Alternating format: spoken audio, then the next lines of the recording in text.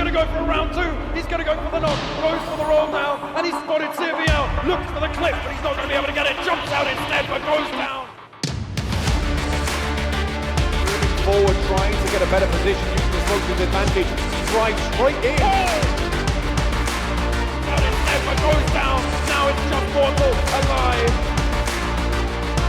Poor Soul in a 1v1, but he cannot do it.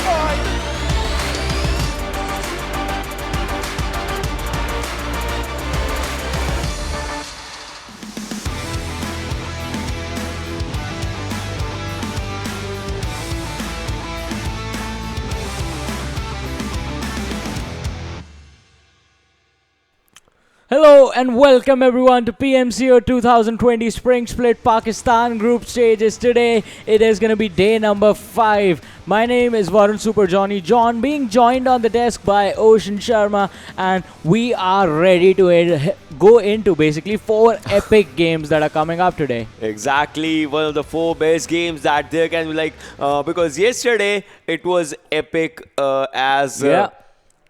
and today it's going to be like the next thing, because see, you know, the best thing is yesterday Team Bablu, like, we were thinking that they are going to be, you know, in the contest, and they were out there, but then there were teams who were ready for them, and they were taking incredible fights. Like Fime was doing incredible job out there. There were many other teams in the final standings. So let's just see what the overall standings were till yesterday. You can see 200 mark out there for Team Bablu with just 8 games. RNG on the second, Envy on the third, Gaming Up. So this team is the one that just charged up a little bit for themselves. Portal Esports on the 5th, Team HR on the 6th, Team VFX Oxy on the 7th, and Nexus team is out there on the 8th position. So these are the top 8 right now, 202 to 94. So that's a big leap from the first to 8th. On the 9th, we have LOU Esports. We'll see them today. If anything, Fime will be out there. 2XOfficial on the 11th, Team TF on the 12th, North Esports on the 13th, Rogue Nation on the 14th, Arkadians on the 15th, and RSxTeamx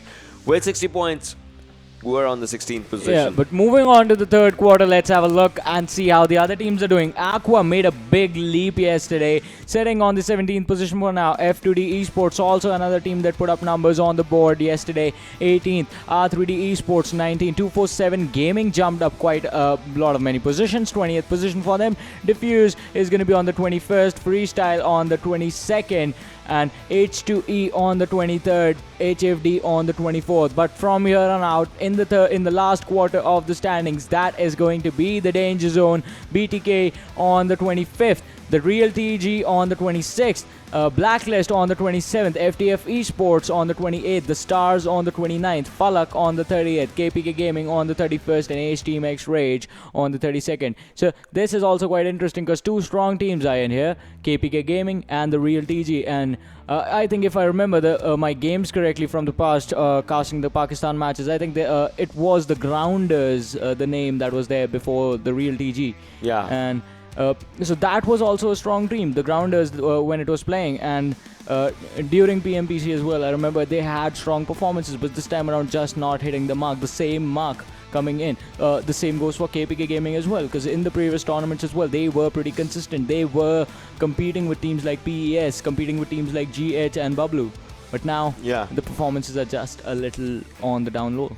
See, the thing is, sometimes, like the performance, it just topples with the facts, because sometimes there are good teams, sometimes there are bad teams, and the teams, you know, you need to step up yourself with the competition, and what just comes in is the points that you get with each and every game and all those things. The first position gives you 20 points, the second gives you 14, then 10th, then 8, 7, 6, 5, 4, 3, 2 till the 10th, and 11 to 16 gives you 1 point each. Yeah, and in addition to that, you get 1 point for every single person you kill inside the game. So that is something that is important to, I think, just one team. That's going to be Bablu, scoring 100 points just for their kills. Yeah. And then in addition, sitting at 102 placement points in now. So as Ocean told us yesterday as well, if Bablu can actually get their kill points over their placement points, that is going to be the first time in history a team has done that. A team that's leading the scoreboard has done that. had more points for kills than placement. Yeah. But that is going to happen on these maps that are going to be played today, starting on Erangel. Then we have Shanok, a little bit of change. No Miramar. Shanok is going to be the second game, third, Vikendi, and last, as always, is going to be Erangel. Well, Ghost Round comes around in the Erangel map as of now, like. But the thing that is that Shanok and Vikendi, like the two totally opposite maps out there. Like Shanok has that the thing where you have to sneak around, and all those things, and then Vikendi is out there where you can go all in, but the map does not let you. So that thing also just comes out there. And then the teams list. These are teams that are playing today, ladies and gentlemen. RSxTeamx, the team that is on 16 right now. TeamBTK out there. Rogue Nation, Blacklist, LOU Esports, Arkadians, Portal Esports, Arkadians, LOU. Three good names. Blacklist has had an impressive gameplays with themselves. Rogue Nation has also done really good. But then moving on to the teams that are in the other roster as well, because these teams have had their impacts, but then it's going to be Group C, right, along with them. So in this one, 247 had an impressive first game yesterday. Gaming Hub was really good. F2D Esports and Team 5 was also out there with their gameplays. All right, so there's one thing about Team 5 that's really special today, right? Yeah, it is special because one of the players, Faim Khan, I think it is Faim Khan. We saw on Predator's story earlier. He is celebrating his birthday today, so everyone can wish him happy birthday. Spam it in the chat. Let's do it together. Let's just do it. Like, you wanna sing the song? Are we gonna get a copyright strike if we sing the song of Happy Birthday? Let's not take the chances. Let's just not wish take it. Happy birthday, Faim Khan, and just spam or just comment down hashtag Happy Birthday Faim Khan as, because that thing is really good. Like, they are still playing. See, this is one good thing about the game. You have a birthday, but still your team is playing, so your team needs to perform as well. And it's like games are also important. Like, game is it means a lot for the teams as well out there. So they are gonna show their skills. And maybe they'll be getting the cake of the first position. Yeah, exactly. Instead of a cake, you could be getting a chicken dinner for yourself. A couple of chicken dinners, because it is like 5 players in the squad, including the sub. And you only get 4 chicken dinners, so one player is going to be there without any food now. I mean, but then Ocean is like, what is this guy saying? That guy's he'll get a leg piece or something. But then, all right. But apart from that, all right. This was apart from serious conversation. But then let's come back to the games like Shanok, Vikendi. Those are two things that we said it will change the pace of the game totally. But then Erangels, everyone knows each other's gameplays. They know how bad or good the teams just go. They go up or down, left or right. How the rotations and all. They know the drop locations and all those things. But what I just want to see is the final circles where the shifts are going to be and the teams, because sometimes what happens is you drop at a location, the circle is out in that area, but then you start rotating. And in the final circle, the circle is back in your area, so you just have to. You are the one getting contested on the other side. That happened yesterday. And you end up wondering, why did I ever leave this place? But let's have a head-to-head between two strong teams that are neck and neck against each other. It's going to be Gaming Hub up against Portal Esports. So 52 kills to 48 kills, 52 for the side of Gaming Hub. And comparing the damages, so 9,996 damage for Gaming Hub up against 10,000 for the side of Portal Esports, 10,720. Healing done 3,014 for Portal Esports to 3,800 for Gaming Hub. So they are a little bit more aggressive in their fights and like to trade out in even positions. 1 chicken dinners for both these teams. 10 headshots to 6 headshots. Gaming Hub taking the lead over there. And talking about total number of points, just a 3-point difference between two of the oldest squads in Pakistan. 119 points to 116 points. Yeah, like, see, it's a 3-point difference. Both of them have a 1-1 chicken for themselves. Like, those, maybe Portal can shoot a 3-pointer and just get out there, and or maybe Gaming Hub would like to just increase the number for in their favor. So all those things are gonna be answered today for what happens. So if you had to pick a team right now for the first game of Erangel, which team do you think you are gonna go with? I think I'll go with Portal Esports today. I'm gonna go with Faim. I mean, I want a piece of the cake if you are gonna go for the party or something. But still, nevertheless, it all is gonna come on to where they are gonna go. And I know, see, Arkadians, if you remember, they drop at Pochinki. Yeah, that's like one of the areas. Then there are some teams that drop at the Georgopol area, behind the Georgopol, the city areas, and all those things. So what do you think as well? Where the circle is gonna shift? Like it will be a military-based circle. Do you think it will be a poaching cage circle? That's the thing. I think we have been seeing a lot of water circles today, so I will definitely go with I want to see the Nova one again. Yeah. So what he's talking about, we have seen a lot of water circles. Is that we were casting wildcard before this one, and that was like there were so unpredictable circles in Erangel, not poaching. I was gonna say poaching for some reason, and the circle was in Milta Power area, the first Erangel, and the second one was Georgopol, but then it was just a water circle in hand, and that was changing everything. The players could just camp in water as well, as there was a team, good boys, they were just trying to go for it, and that was something. And so far, I have had 896 matches. I've casted 896 matches. This will be my 897th, and by the end of the day, I'll be doing 900. That is going to be a big number, to be honest. We're talking about numbers.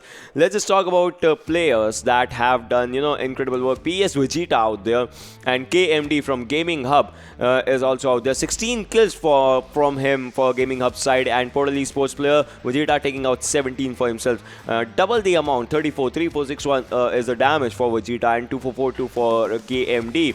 1124 has been the healing for KMD, and 1102 like kind of similar amount of healing, but then the damage given to damage taken, that is good with Vegeta right now. 67 and 64 kilometers of the distance, and average survival is where it changes everything. I mean, Vegeta has had one more kill with 2 minutes of lesser survival time, so that's kind of something that is a really good thing out there. So, and that the stats are in the favor of PES Vegeta, but then will the game be in their favor? That's like where my money sits right now. Yeah, that is definitely going to be the question that requires the answer. Is PES going to take the lead today, or are they going to just fall down in front of Gaming Hub as well? Because yesterday, Gaming Hub's performance, it was pretty incredible. They put up amazing numbers because they were sitting on that second quarter earlier on, and it was in yesterday's game that they made the push to come up in the top 4. But now, it is just 4 more games per team remaining. They have all played 8 games each, and the total number of games per team is supposed to be 12 during the group stages. So things are going to be a little bit more interesting, as a lot more aggression is going to be there from these teams. And it is specifically with this region that I've noticed that it is a lot of fighting from the very first minute. And you see teams getting taken down. It does not matter if it's Shanok, does not matter Erangel, Miramar, or Vikendi, what map is it. It is. You just want to fight and you want to get those kills. Yeah, and there is one more team, you know it, right? LOU Esports. Yeah. They do really good when they just come into the fights and all those things. So I would like to see what they do. And obviously, HR. Hellfire, Hellfire, they also have impressive gameplays in their hands when they go for the fights and all those things. So those are the teams that we will be looking forward to, and I know you guys will be looking forward. So just comment down your favorite team out there. We'll be out, just sitting for a while in the comment section as well, as just trying to see what is the current trending situation with you guys. Like, what are you discussing about? Just spread positivity out there in the comment section, because that is one thing that gives the players also, see, once they play their games, they go back to see the live streams and they see whether they are having a 1v4 clutch or 1v3 or 1v2 and even a single kill. The fans are just cheering up for themselves, and that actually spreads a lot of positivity to the players out there. It just motivates them to move further, because see, a crowd might be cheering for some other person, but even if there's one person in that crowd that cheers for you, that just gives you positivity. And with that note, let's just begin the game, because why not? And the Erangel is out for you guys, from Query to Mansion, Lipovka area, Yasnaya Poliana, Rozok, School, Ruins if you want to, Georgopol, Pochinki, Query, Feripia, Primos. Good areas are out here. Let's see where the drop comes up. Yeah, let's see where these teams are going to drop and how this match is going to proceed. Because, once again, first game for the day, the last 4 games for all the teams that are in this airplane right now, with the stars already taking their exit and are looking to head towards that query sort of a rotation for themselves. F2ED Esports also exiting the plane right now, and it is going to be Arkadians on towards the side of Pochinki. But once again, the teams toward Yasna Poliana, that is one of the highest highest contested places so far, because it is usually 2 teams that land over there. Teams that are looking to head towards Milta or Novo, they are going to have a hard time as well. Military base as well, that's going to be a long rotation for you guys. So the only possibility is going to be to land close to Ferry Pier, get a vehicle, and then move on towards the military base area. As for Milta, you can land towards Milta or farm, then pick a vehicle and then go towards Novo. But now FIME taking the exit and are going to take control of Milta for themselves like always. B-List is going to move towards that Rozok area, but I think they are going to look to head towards the northern part of the island and make their over there. KPK Gaming and F2D taking control of Georgiopol is going to be important, but who or which teams are going to take control of the northern part of Georgiopol city? But ignore that, because once again, this is Ocean, the same circle that we saw in the wildcard, first Erangel on wildcard. In the first Erangel of wildcard, in the final Erangel of yesterday's wildcard, this is exactly the same circle. Will it be ending up in the same spot? Because yesterday and today, the spot was the downside of Milta Power. What's going to happen? We will be having answers really soon. But then look at this. KPK versus HR. Hellraisers out there. Are they going to take the fight? I think yes, because with an SLR, Adnan is moving in forward. Hamzat is right in front of him. What's gonna happen, ladies and gentlemen? That is my question. That is gonna be the question. As Adnan has been spotted, the shots were taken on him. He is low on HP. He's gonna just stay out there, not give any more locations to his opponents, because if he does it, his opponents will make no mistake taking him out right now. Adnan, he has healed himself, and shotgun STLK coming in by Flamma. He was using shotgun. That was an turn of events right now. But Adnan, he has his cover. He has his back, and he is moving in forward, has an SKS and an SLR with 2 DMRs is what he is moving forward. Obviously the damage will be done, and it has been done. As with the UMP, trying to just goes for it, goes for the eraser. Grenade is coming in. The grenade can actually change everything out there, but the players just move to safety. Grenades from both the sides. One side went down, the other side grenade just hits and ends one person. Trying to once again moving in forward. Blaze is out there. Blaze taking the TVP. He has been spotted out there. You can see if he takes the TVP, he will take down one player, and yes he does, takes down one. But on the other hand, in an impressive turn of events, KPK Gaming gets eliminated in the earliest of the stages. 3 minutes in the game, and the squad wipe has happened. I think that has to be one of the fastest squad wipes ever, because Georgiopol containers, and that is why teams do not like to go there in competitive, because it is a high risk, high reward situation. This time, the reward is just gonna be for Team HR as they wrap up 4 kills for themselves, and we are down to 14 teams in this game instead of 15 that we started with. And this is once again going to be interesting, because now the map is going to be open. Look at that. GH taking control of Milta Power for themselves. PS on the Lipovka side. FIME is on Milta, and LOU Esports on towards the area of Farm. So 4 strong squads so close to each other. That fight, if that starts, I think that is just going to be a war zone in itself. On the other side, we have squad number 5, RS, towards the Rozok area. B-List is there as well towards the area between Rozok and Ruins. And Arkadians, as we always say, Arkadians and BTK have taken and controlled the Pochinki for themselves. Stars, they are on towards the Quarry area. So I think that is going to be the safest rotation in this game so far,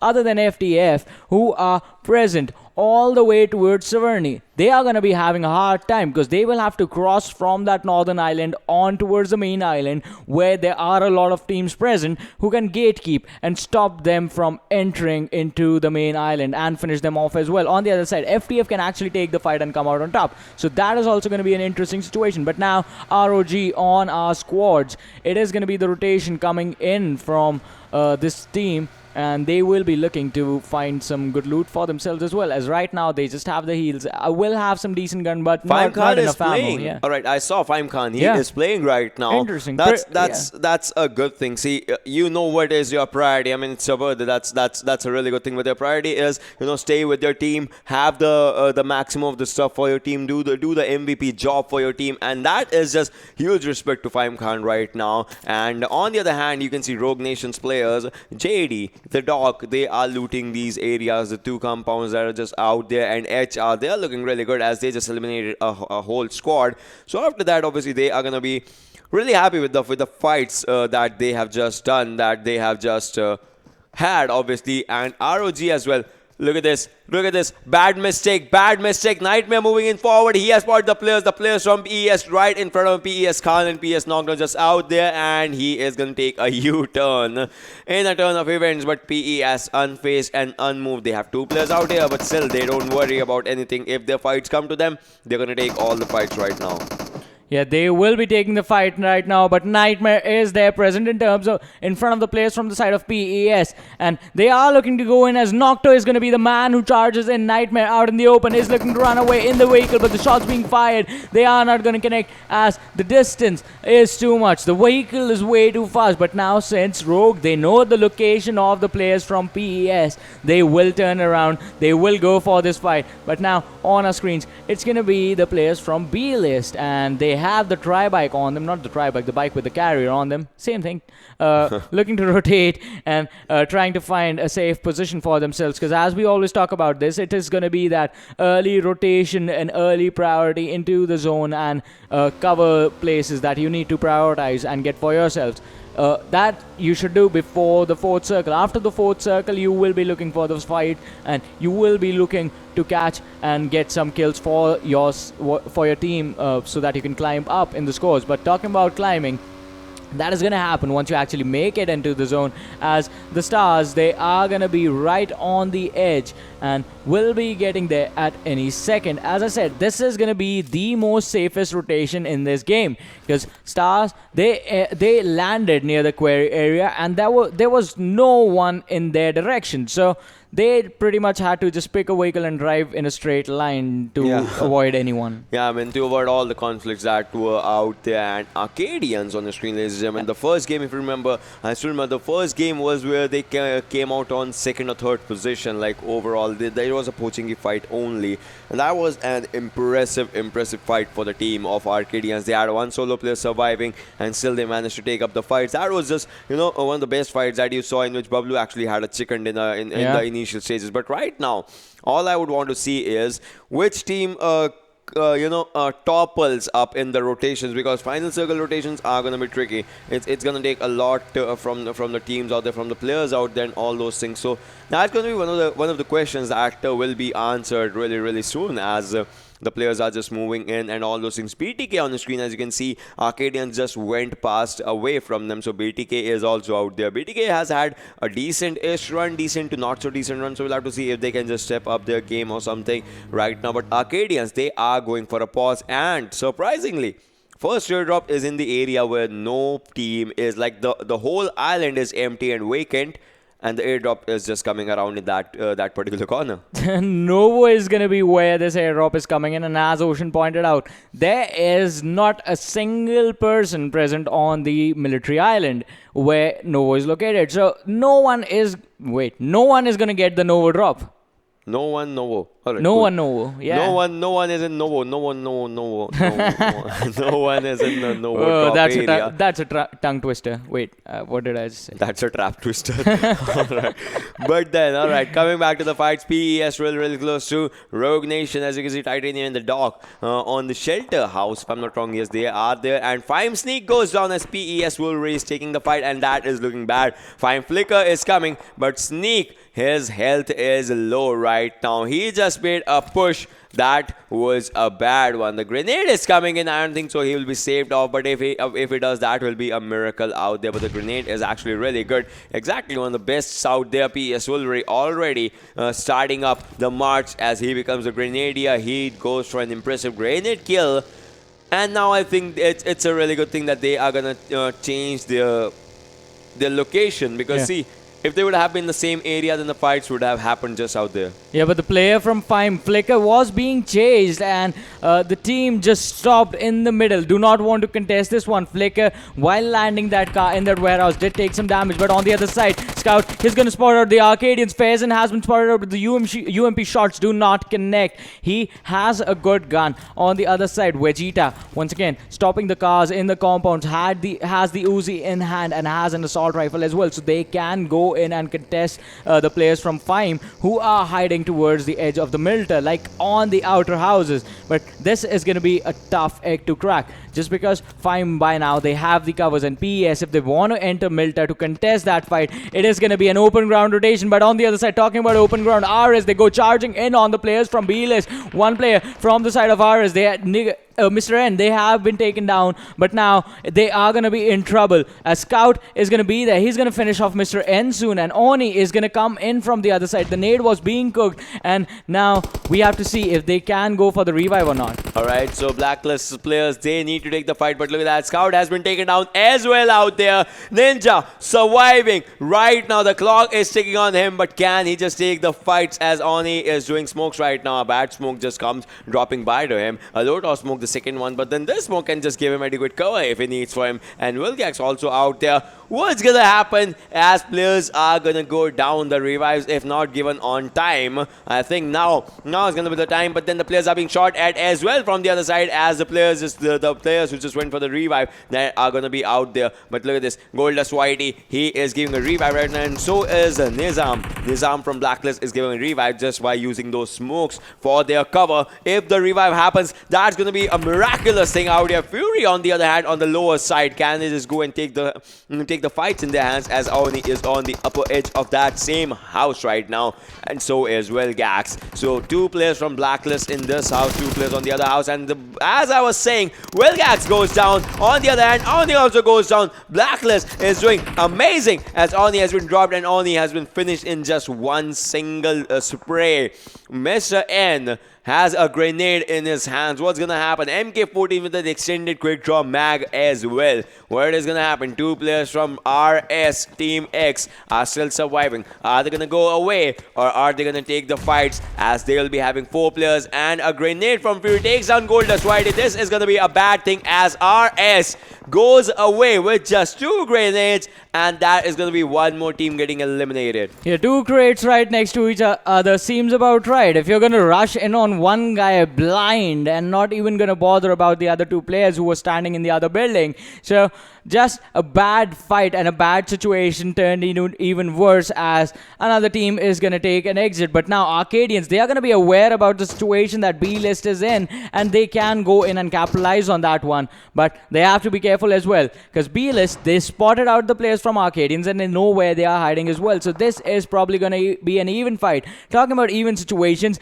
BTK, they are going to be spotted by the player from the side of F2D. 47 has spotted them out, but he is proning right now out in the open, and the players have not, I don't think they have the information as to where this guy exactly is. LOU Ghost with that mini 14 in his hand has spotted out the players far off in the distance, and LOU, once again, this team is pretty strong, has had pretty strong performances so far, so we have to see if they are going to come out on top in this fight or not. The circle right now is centered around the shelter area. Milta on the northern side of Milta is going to be there. Milta City is going to be available. Prison and shelter area is going to be there as well, but LOU goes back into their covers. All the teams are clustered towards the western side of this circle, but now this is going to make an interesting situation as well, because the center is going to be open. If teams go there, they can be challenged and they can be kicked out of the game. They can be kicked out of the game. It just depends that where they are with the zone, where they are with the circles, rotations. And this is the 3rd circle right now, as which is coming up.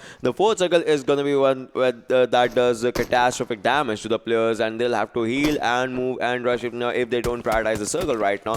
On the screen is HR Adnan with that SKS for himself. Level 2 helmet, level 2 S, level 2 backpack, is applying bandages right now. It seems about right, because, you know, health issues out there. PES, on the other hand, as you can see, with their players still surviving on the upper edge of Melta as of now. But HR, can they just spot them, or will they not? I think they are focusing their attention on Rogue Nation as of now, as all the 4 players from ROG were out there. But PES Nocto, the call has been given that there is a squad out in that area, and that is going to be HR. Which team is going to contest which team, as it's like a 3rd party, 4th party situation, as in the minimap you can see there are 3-4 teams out in that area. The airdrop has a Groza for the players if they want to, you know, just play it or just slay it. You can have the Groza for yourself, and probably he'll be ending up having incredible games. And look at that. Player was spotted. Wolverine was spotted out there by Snake. Barely misses the shot, but now it's Snake, the guy who is getting shot at, as Wolverine from the other side was trying to give the adequate damage. And the airdrop is the center of the next circle, which seems like an interesting turn of events for the first time. And the southern side, the Melta side, is where the players have to rotate from. So maybe, just maybe, there are going to be a lot of fights in the Melta area before the rotation happens.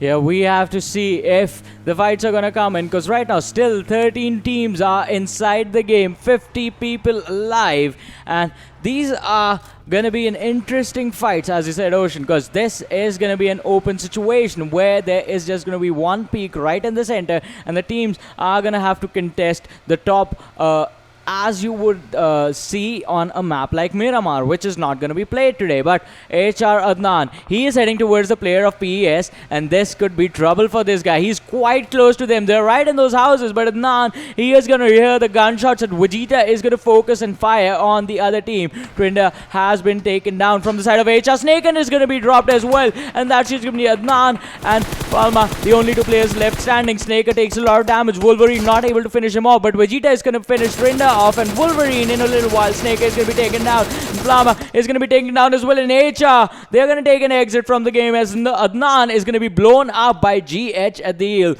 Gaming Up step up big as well and capitalize on the fact that PES has already taken out two of the players from that squad, but now GH and PES coming head to head up against each other. Two of the biggest teams, two of the oldest squads. Who is going to come out on top as KMD with a DP in his hand. The 3x on it is going to spot a couple of players, but not getting a single knock. On the other side, Tala is going to get a knock for his team, but can you get the finish? Because the finishes are going to mean that the points are going to be yours. Knocks do not amount for anything if the kills are going to be stolen. Yes, M24 comes into the equation out there, but look at this. Fime is taking a fight with Rogue Nation. Which team is going to step up as the dog has been taken down? Nightmare moving in forward. Nightmare can take one player down. Nightmare does it. No! Fime Flicker with just 1 HP. He has done the impossible out there. I was going to say impossible, than that is for someone else. But then look at this. Flicker, he is using a first aid right now. That is a really good thing. But ROG's players, they are using grenades. They are using all the throwables, the things that they can use right now. All the grenades just coming in. It is a man-made red zone in that area as Fime and Rogue Nation are taking fights head to head. And now the smokes are charging for the dog to get a revive. And Fime is good with all the three players right now as they are back on their feet. Modu was taken down, but then he has had a revive right now.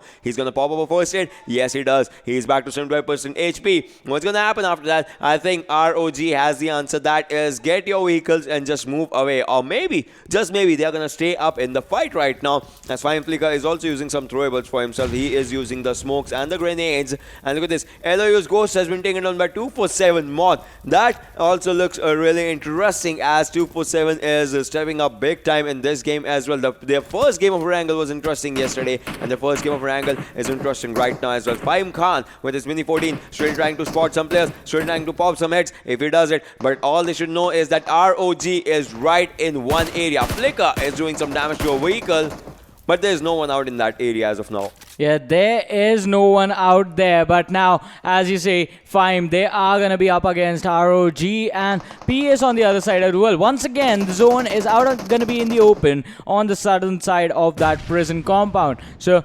GH is in there. LOU Esports, they are going to be not fighting anyone for a while. Star, they are going to have to make their rotations. BTK is going to have to rotate. B-List, they are coming in at this moment as we speak. And most of the teams are going to have the southern rotation coming in for themselves. B-List Scout straight up going for the airdrop for himself, as you can see on the minimap. But now, Flicker from Fime, he's going to get a knock. JD has been taken down. Titanium is out in the open. The dog charges in, but he's going to be knocked down as well. And that's just going to leave ROG with just one player standing over there. That's going to be Titanium, but can you take this fight? Khan, he is charging in with his teammates, and that is going to be it. Rogue Nation is going to take the exit from this game on the 12th position, and Fime, they are going to be the team that escort them out, showcasing what a dominating performance this can be. That fight could have gone either way. It was a 4 versus 3 situation, but the three players, they had the cover of the ridge, and now 247, they turn their eyes towards the player from the side of F2D. Look at this, F2D, their players are taking players down down, but on the other hand, Tala has been spotted as well. Adil is moving inside the house. F2D, they are taking the fight with Fime right now. Modu has been dropped down as 47 is not taking any blood shots on him, and Modu will be finished as well. Now 47 has to move inside the circle as on the other hand, Knight from Gaming Hub, he is doing a pretty good grenade. If the grenade hits someone, that's going to be an interesting turn of events, but out here, the grenade does not hit anyone. Has a level 3 helmet, level 2 vest. FTF Charlie goes down as players were taking shots at him. Arc Leon also goes down, and Fime Flicker has taken the damage as well. That means this just leaves Fime Khan in the equation. The birthday boy, can he just do something? Look at this. ZH Adil, low on health right now. The grenade just popped right next to him, and he still manages to survive for a while. Arcadians, as they need a revive right now, and Gaming Hub's Knight, they are still surviving. What's gonna happen? Look at Fime in the minimap. They are really close. Fime Flicker just goes down, and Fime Khan also goes down as Fime gets eliminated on the 11th spot with 4 kills. Now this is the game for PES to step up, for Gaming Hub to step up, for Arkadians to step up, for F2D to step up, for 247 for Star. Which team is gonna be out there? As you can see, Mafia just charging in with the Scar L, but reload costs him the game right now. Adil is low on health. He should be reloading, and after that he should be applying a first aid for himself by taking the TPP. And look at this, Kumair just spraying through the smoke, just trying to do the damage, and the damage has been done. He was moving in forward, but will have to keep a cover for himself as Arkadians players were out there, and Mafia gets his kill as F2D Esports, actually they exit the stage as Arkadians were in the fight. The Stars also gets eliminated with 0 kills. Yeah, Arkadians still standing strong with 3 players in this game. One was knocked down, but the revive is going to come in, or can it come in? Because the players from the side of Gaming Hub are quite close to them. And once again, so BTK right now is the only team that's in the final circle, and this could actually be the final one because the fights are happening right on the edge. Gaming Hub is going to try and gatekeep and try and stop the Arkadians from entering, but as we were talking about Gaming Hub and the Arkadians, LOU is going to take an exit from the game by the hands of 247 Gaming, who are putting up amazing numbers for themselves just by the kills. Faison takes a lot of damage by the hands of Adil with that M4, but he's going to prone down to save himself. But now the spray is going to come in as Adil did see where he was, and the finish on Tala is going to be there as well. That's just going to leave Ash the only man standing, and Ash is going to be taken down. Gaming Up handing Arkadians the exit from this game, getting a lot of kills for themselves. But look at this, 247, they are still leading the charge. They have 8 kills on them right now. Yeah, Blacklist Fury was out there, but PES taking a fight with them. They took down Wolverine, but on the other hand, BTK is also alive right on. Jump shots coming in, impressive gameplay. Blacklist Fury takes down the whole team. Portal Esports gets eliminated as this guy on just 10 HP. He eliminated the whole team. He, in one spray, took down 3 members. Wow, that was amazing. Somebody just clipped that or anything. That was just more than amazing. And coming back to the other fight, 5 teams remaining. Dark Soul is just remaining for his team, and they are trying to spot the players. FTF's is 1 player surviving. BTK's 1 player surviving. Which team will be exiting out? I think both the players are going to go for a revive right now, as that seems like a really good strategy. Rams, he has revived 1 player. He moves on. He is moving forward. He is out there in the smoke. And Gaming Up's KMD also gets taken down as well. Now Gaming Up is left with 1 player. The other one needs a revive.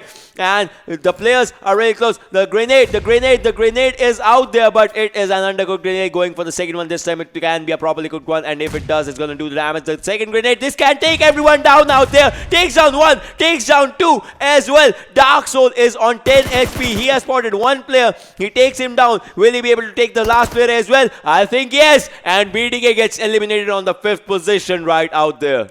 And Blacklist is still here, and Gaming Up, FTF Esports, 247 Gaming Up right now in the blue zone, and Knight is going to be finished off. Gaming Up also taking an exit, and down to the top 3 teams, 11 players alive, 4 versus 3. FTF, they are regrouping together. This is the team that is with their 3 players in there. Other than that, 247 Gaming already have 10 kills for themselves. Blacklist is there as well with 9 kills, and Blacklist Ninja is going to be taken down. Fury, he has been spotted out, I think, by Mount with that M4 and the 3x in his hand. But Mount is going to be taken down by Fury instead. A reversal coming in over there, and Gaming is going to drop Fury. Najib is there. Uno reverse card just comes that was the Uno reverse card. No, you. No, you. That's one thing that just happened. On the other hand, Blacklist players just dropped down. This is an interesting turn of events, and I think 247 can be in a bit of trouble as FTF. Can they have a chicken? They have 3 kills for themselves. Which team is gonna stand up tall out here? Charlie is surviving, but then all the players have been taken down. Lala is also out there. What's gonna happen? 247. If I'm not wrong, I saw that they have 11 kills. That is a lot. That number is a lot. Look at this gaming moving in forward, but a grenade comes in. A grenade on 247 gaming. If you can see, oh, that was a smoke. A smoke just helped an opponent. What? What is going on in this game? Like, smokes being thrown randomly. I don't think that was random. I think that was just supposed to be a fake or something coming in from these guys. And it did not work. 247, they were charging in already. But now a lot of throwables being thrown. Is that going to be a nade? And yes, I think that is a nade. An undercooked nade. FTF somehow managed to get away. They threw 4 at an instant. Wow. What, oh like 247 gaming, but what then, are you doing? But then look at this. Rams has spotted one player. Punjab goes down. 247. They cannot topple themselves at this moment. 3 players remaining. 1 needs a revival. Moth is moving in forward. Can he or can he not clutch it for his team as Rams is also moving in forward? He can. That is the answer as he takes down 1 player as well. Charlie has spotted Moth right now. Moth is moving in forward as Najib is also trying to spot Fury out there. Can he or can he not? And look at this. Lala takes down 1 player. Incredible gameplay. 4 bullets in his Uzi, but now he's going to go for it. Well, he's applying bandages and Nizam is out there. What's going to happen? Will the revive come in or will it not? As this guy was having his last bandage. Now he cannot do anything. Will he be going for it? Lala is just sitting out there while the revive is happening. Why is he sitting out there? He should be charging in. He can take the players down. If he goes for it, now goes for it, takes down 1, takes down 2, eliminates the team. Incredible! Blacklist just goes down with 10 kills. This is the final situation. 4 versus 2. 1 player needs a revive. 247. They got eliminated on the 2nd position yesterday. Can this be their game? 247 versus FTF. Charlie and Lala surviving on either ends of the circle. Lala is out there. He can spot all the 4 players. Charlie can go for the long to mid range sprays out in the final circle as 247 gaming. They are trying to make it out for themselves. They have the numbers game. They have the advantage. But that's not the question as Charlie takes down 1 player. Punjab takes down Charlie right now. It's just down to 1 final player who has 9 bandages, nothing else. Can he do it for his team right now? He has an Uzi and that is all that he has. He spots 1, but that won't be enough. 247 gets the first chicken dinner out here in this game, ladies and gentlemen. Incredible performance for the team and 14 kills for their bank. Yeah, 14 kills and a chicken dinner, 34-point play coming in for the team in an amazing performance as well. And what was basically a war zone. This was a war zone coming in from these teams just because after the 4th circle onwards, it was just the open ground underneath that prison area that was available. And those fights are pretty weird because every time you see a team inside prison, the prison, they almost every time they get killed over there. Yeah, but then still the teams that, just managing to get out with their games and just take it out. So that was just impressive. Let's just see who's the MVP for this one game. As you can see, Moth, exactly the name is out there. 5 kills for him, 808 damage, 26 minutes and 5 seconds of survival time, and almost 10 kilometers of distance travel. That just shows that where he was doing what he was doing and how he was doing it, because the stats just speak for this person. Yeah, the stats speak a lot about this person and his entire team, because Moth has 5 kills, the other 3 players have 3 kills each. So they were putting in the work, they were getting into fights, and from earlier on we saw them challenging teams this time around, because earlier the previous games they played, the previous 8 games that they played so far, it wasn't the same way. They were really passive. They were not taking fights. If someone would aggressive them, they would try and get out of the situation, and if they couldn't, that's when they would fight. But this time it was different. They were looking for fights. And let's have a look at the top 5 players as well, because B-List Fury is going to be the first one. 6 kills on the man, 844 damage. Second being taken by 247 Moth. He's going to be 5 kills, 808 damage. Third being taken by 247 Najib with 3 kills and 523 damage. 247 Punjab is going to be on the 4th, 3 kills, 500 damage. Gaming from 247 is going to be 5th with 3 kills and 429 damage. So all 4 players from 247 Gaming are in this list, and 1 player from the side of Blacklist 2 is gonna be topping all of them. Yeah, he is topping all of them, but then, in the overall standings, it's going to be 247 Gaming that's going to be topping each and everyone out there. So we'll have a look at the standings for this one match as well and see, we'll see where it just keeps the teams. Just like, see, Fime had kind of an early exit, but then they had good kills. The other teams, they kind of, toppered and all. So let's just have a discussion over while we'll be seeing the overall standings. As you can see, 247 Gaming had 14 kills for themselves, 34 points. Blacklist had 10 kills, 20 points. One point short is FTF on a third. Gaming Hub, they have stepped up good in this one. BTK on the 5th, Portal Esports on the 6th, Arkadians on the 7th, and Fime exiting on the 8th position with 4 total kills and 5 placement points for themselves. Yeah, but moving on, let's have a look at the 9 to 16 as well and see how the teams are doing over there. LOE Esports, it's going to be on the 9th position. HR on the 10th position. F2D Esports on the 11th. The Stars on the 12th. Rogue Nation on the 13th. RSxTeamx on the 14th. KPK Gaming, they were quite unlucky in this game, as first team wipeout was theirs on the Georgia Pole Containers. 15th position for them, just 1 point in this game.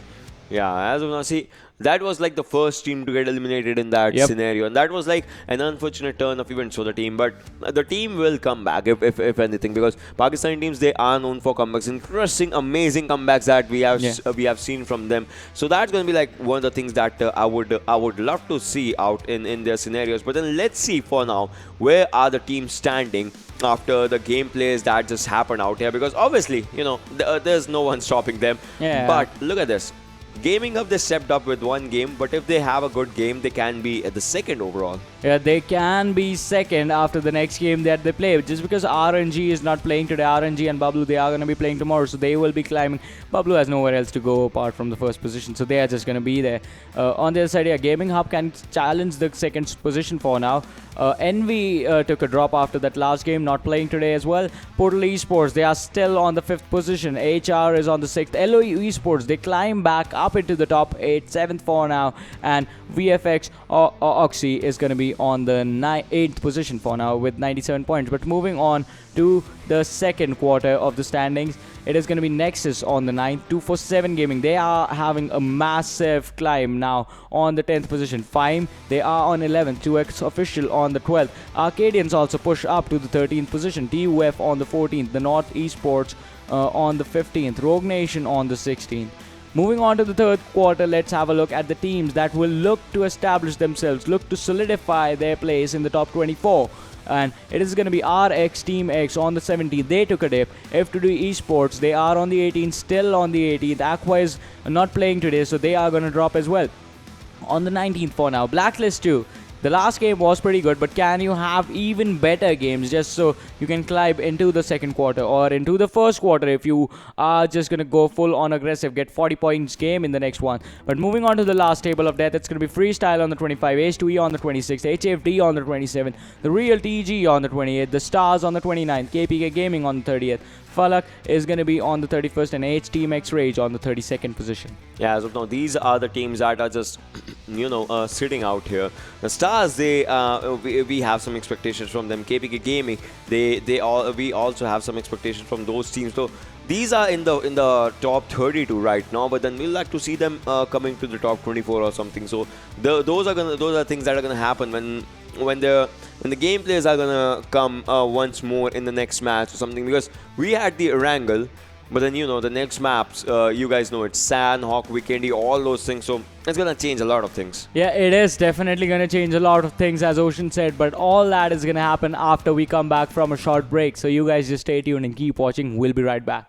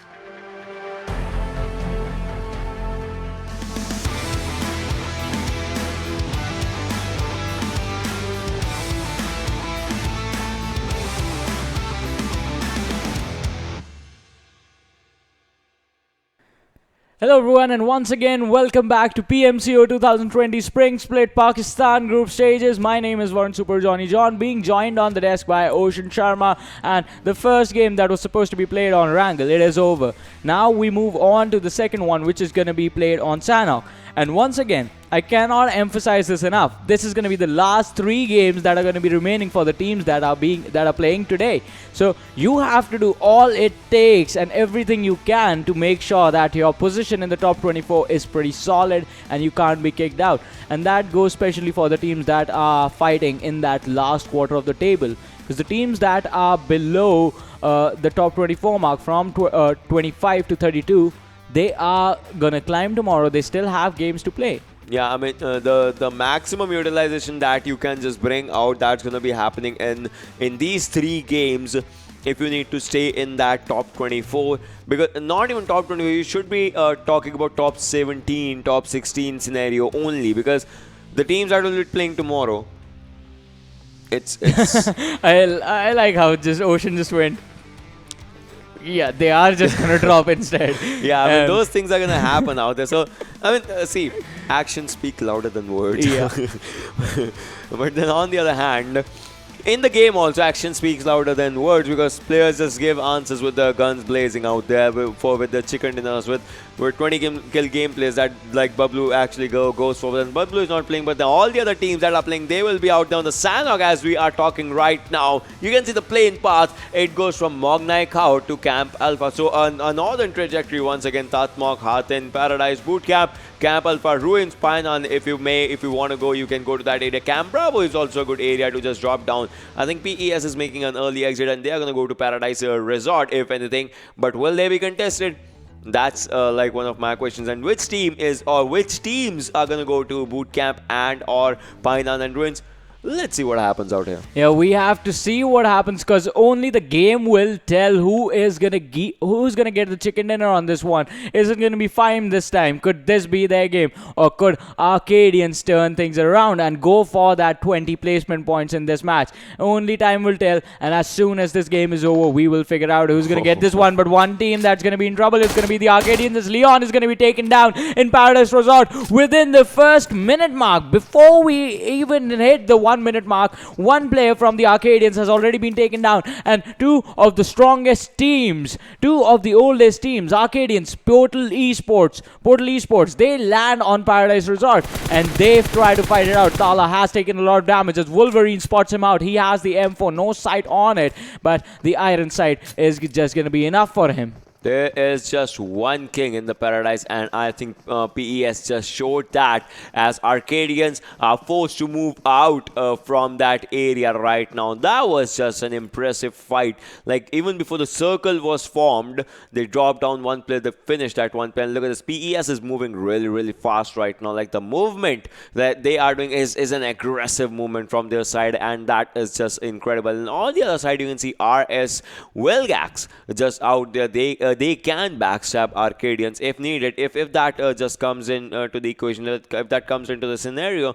But for now, I think PES is going to be the team that just stays here in this area. Meanwhile, if we have a look at the circle, if we can look at the circle, that is going to tell you that where the teams are and where the teams are going to go and where the rotations are going to happen. As we have the minimap feed for ourselves, we know the circle is like Query, Bhan centralized right now, so that means bootcamp teams are there. But then Camp Alpha and Hathin, the players out there, they will have to just rotate in as soon as they can, if they can.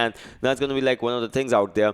But okay, RS was just out here and they have Arkadians right in their front. So if anything, I think Arkadians can just take this one fight if given the chance. But for now, as you can see, this is the circle, ladies and gentlemen. Docks is a good area, but no one is out there. Kampong, no one is out there. F2D is just out in their areas. FTF and Blacklist can take a fight with themselves. ROG can just go for a third party if Titanium goes in much more forward. Other than that, each and every team is inside the zone right now. Yeah, each and every team is going to be be inside the zones, and it is going to be quite small and quite a weird sort of situation because the map is quite small and the aggression is definitely going to be there. As you can see, the teams that are present towards the boot camp, it's going to be RS, it's going to be KPK Gaming, and another squad number 12 is present there as well. So those teams could clash up against each other at any given moment. But on the other side, BTK present towards that Hatin area, they are going to be safe for a long time because no one is going to be there.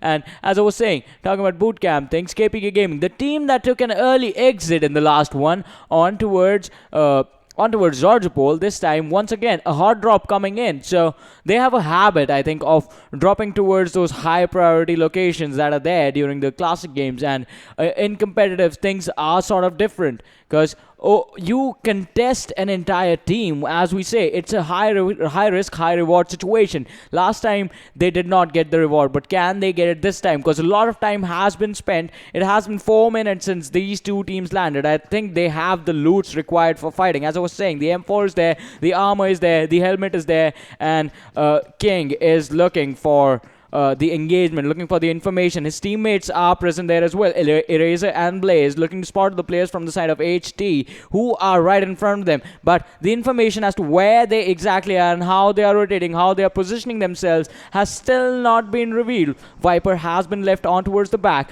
to cover the other rotations and cover the other directions just in case they do not get backstabbed. But as we say all this, RS, they are looking to make their way inside boot camp right now on the outskirts, on the outerwards huts, and it is going to be trouble. It is going to be tricky to get in there because once you get in, how do you get out since two teams are already controlling the area?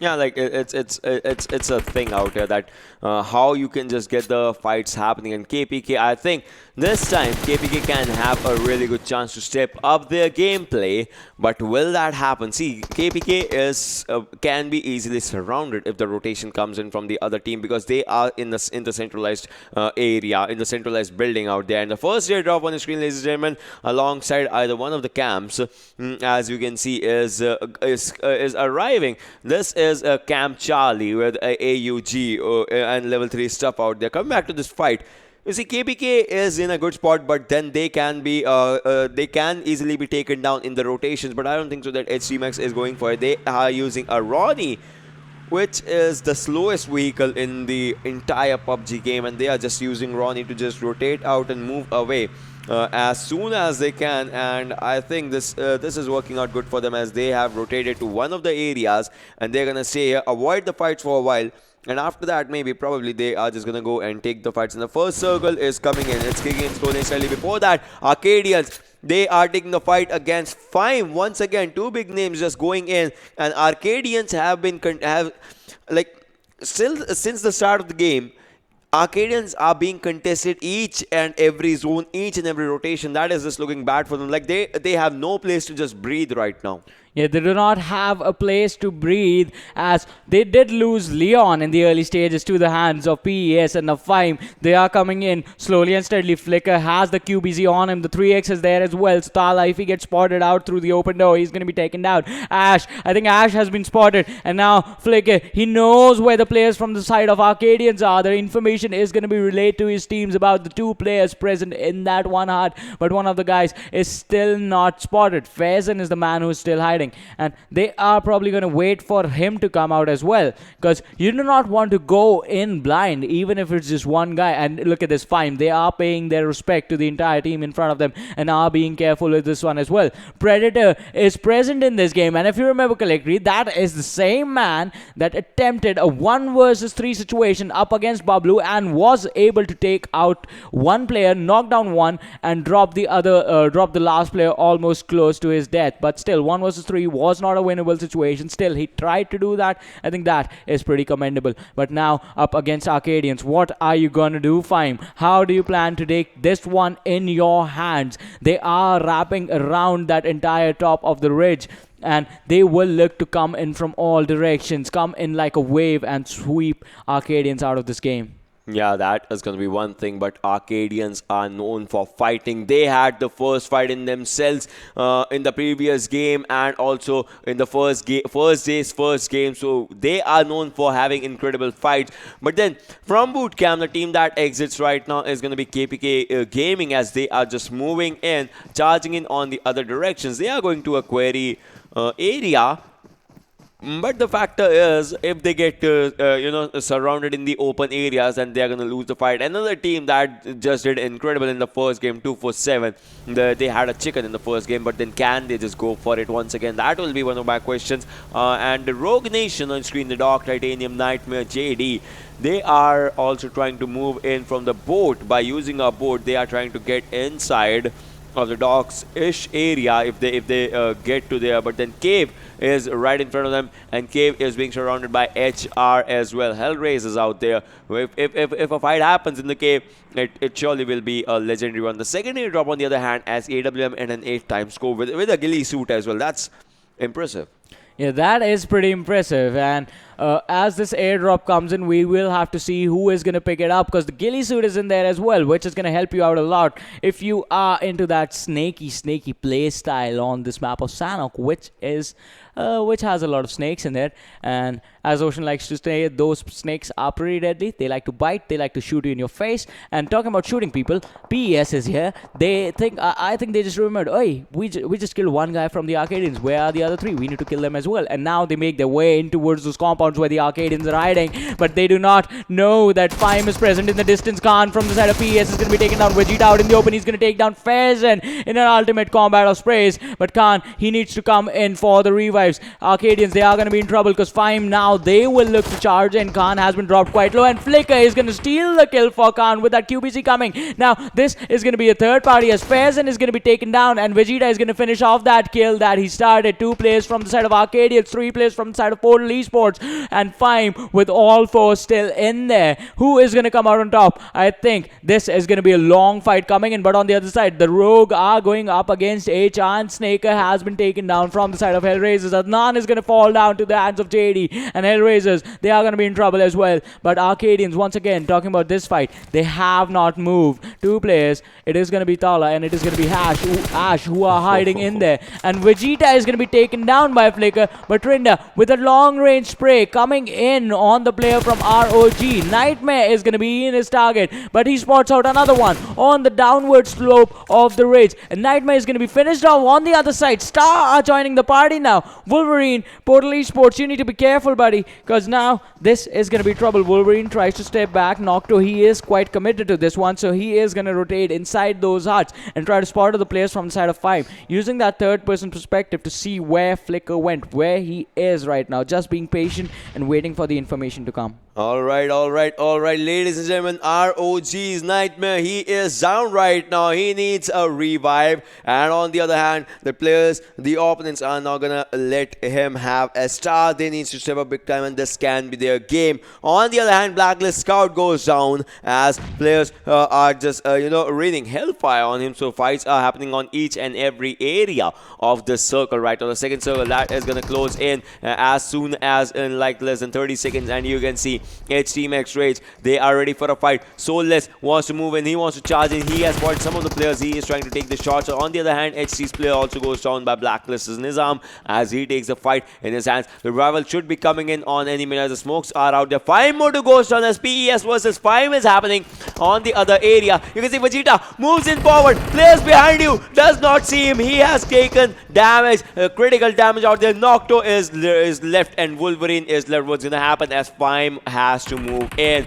Fime needs to step up. Blacklist Ninja also goes down out there, and Blacklist Ninja with a grenade, but he has done the damage. He has done the catastrophic damage. Soulless also goes down. 2 players from SC has gone down. Blacklist Scout takes down 3. Can he take down 4? Not anymore, as Hatham is the sole survivor right now, but then he is giving a revive. What's gonna happen? 1v1 situation. Hatham, he has to give a revive, or has he gonna charge right now? What's gonna happen out there? But out there you can see Tala is also trying to spot the players. He is going for it. Nizam goes down. Hatham was the last survivor. Not anymore. HTeamXRange eliminated on the 16. On the other hand, you can see Arkadians taking a fight against against Prime right now as Flicker is taking the TPP on the outer edge. Flicker moves in, Flicker charges in, Ash, he has a first hit, Uzi comes in, Ash takes down Flicker, and that is going to be the end of him with an M16. But now Ash has 6 bullets in his Uzi, has 30 in his M16. 2 players, he has spotted one, one is moving in, the other one moving in. The bullets are connecting, but burst gun damage. Arkadians exiting the stage on 15. Fine, 1 player has been taken down, but still 3 surviving. Yeah, they still managed to get in that fight and they still managed to come out on top. But now, 1 player from the side of PES is still going to be there. And from the side of Arkadians, that initial spray that came in, that if that had connected, I think he would have been able to take down the players from the side of Final. Let me correct myself. 2 players from the side of PES are still alive as we see Wolverine and his teammate out in the distance. What are they going to do? Are they going to go in on this 3 versus 2 situation, or are they going to go for the safer play and wait for the next circle to see where it's going to be and make the rotation? Once again, KPK Gaming still surviving. They have made their way outside of bootcamp, and the teams have clustered towards the northeastern part of Painan on the main island, and we have to see from where they are gonna go, because the circle is gonna move towards the cave area, and the northern part of cave is always gonna be there. But now the trouble is gonna start, because it is gonna be those open areas with those few compounds present, and the fights are gonna be tricky. So you need to make sure that you are right in the center. As Team HR, I think they are definitely gonna have an advantage of being in the center. Other than that, taking a control of those compounds, those huts, it's going to be pretty important, because they will allow you to fight. And HR Flammer, Hellraiser's Flammer, we see him on our screens on that beautiful scooter of his, going for a beautiful ride on this beautiful island. That's a lot of beautiful words out there. Yeah. Why are you not a poet? I have no idea. Yeah, you should be. You should not even try for it. On the other hand, you can see HR out there. Flammer just trying to spot the players out in that area, and FTF with all the 4 players. And he was going really close to the mannequin. Nizam, he is spotting the players. He spots 1, spots 2 as well. 1 spray takes down KPK Gaming.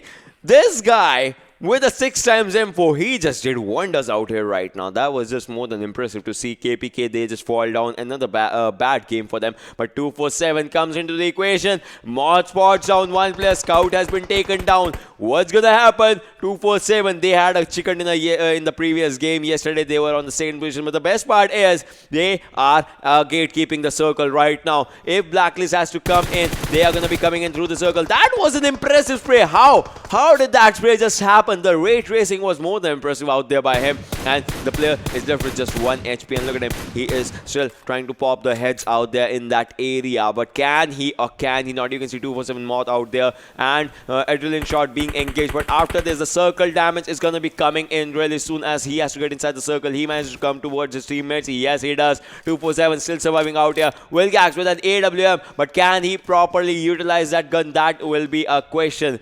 So he does not pick up level 3 helmet and vest, but picks up an AWM. Yeah. That's a new strategy out there. RS Goldust Whitey just goes down. Now it's down to 3 players out there. And what's going to happen is Auni is still trying to spot the players. They know the location of the players. They were trying to spot it. But Mr. N is going from the opposite direction. As you can see, a grenade from Mr. N can change everything. This grenade, will it be popping up? Will it be popping up? Will it be popping up someone? Yes, it does. Star Knight goes down. That was impressive. And 247 Moth is out there. And second grenade coming in this time. It can just finish everything. Will it does? Will it do? I don't think so, as this one was an outside grenade, but still is moving in forward. He knows what he started. He knows that he's gonna finish it, and level 1 helmet is one thing that's just gonna give him trouble. And ROG's the dog on the other hand takes down the fight, and BTK Dark Soul as well takes down Goldust Whitey. On the other hand, Star Monster on the screen, ladies and gentlemen. Mr. N has been taken down as well. Now it's down to Wilgax. Wilgax has an AWM, has a level 2 helmet for himself. And did not pick up the level 3 helmet for some reason, but then we'll have to see what happens. As on the other hand, Star Squad is on the back end side, and RS Goldust Whitey just bites the dust out there. Wilgax is on a far more end, so he can use the AWM to pop the heads, pop the players. But look at this. So that is going to be something. Mod with just 1 HP remaining. His helmet has been damaged. He took all the shots to head, but still survives to see the day. Yeah, he still survives to see the day, dropping down the players from the side of B list. And is he going to be able to spot out the rest of them as Ninja is going to be taken down? What is happening over here? That was just that was a hip fire that connected. Wow. Yeah. That was just the hip fire that got connected out there. So that was just like more than impressive by this player. I mean, amazing accuracy or something. And I think the other players, they have put themselves in bad situations since now they are outside in the blue zone. Yeah, they have to travel a lot of distance for the next circle. And the circle is going towards the cave area. So cave rotation from Query, it's going to be like what, 500, 600 meters of run out there. FTF Lala takes on one player from RS. So it's going to be just Oni and Wilgax that are surviving out there. The Star is also taking a fight with them. The 4 times on that QBZ just coming in stronger right now, but then it did not hit anyone. Mr. N needs to revive, or else Mr. N is going to say bye-bye out there. Oni, the crate will be formed obviously if you are inside the water area, and that's one thing that happens. Star Crypto taking up that kill. LOU Phobia on the other end taking down Adil from Gaming Hub. So fights are happening at each and every area, but still 13 teams surviving.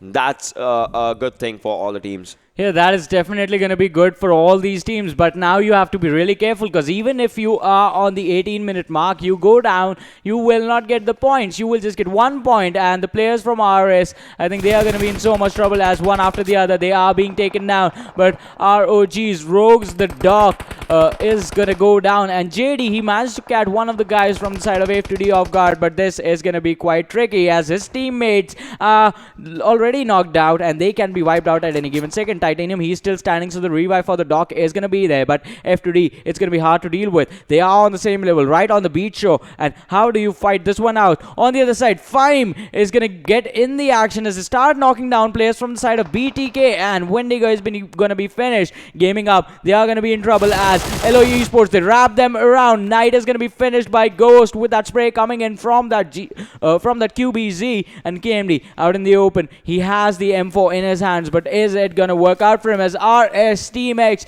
they are going to be eliminated from this game as Wilgax is going to be the last man who's going to be taken down. But now Emerge, he is going to catch a few players off guard from the side of LOE Esports. The damage has been done.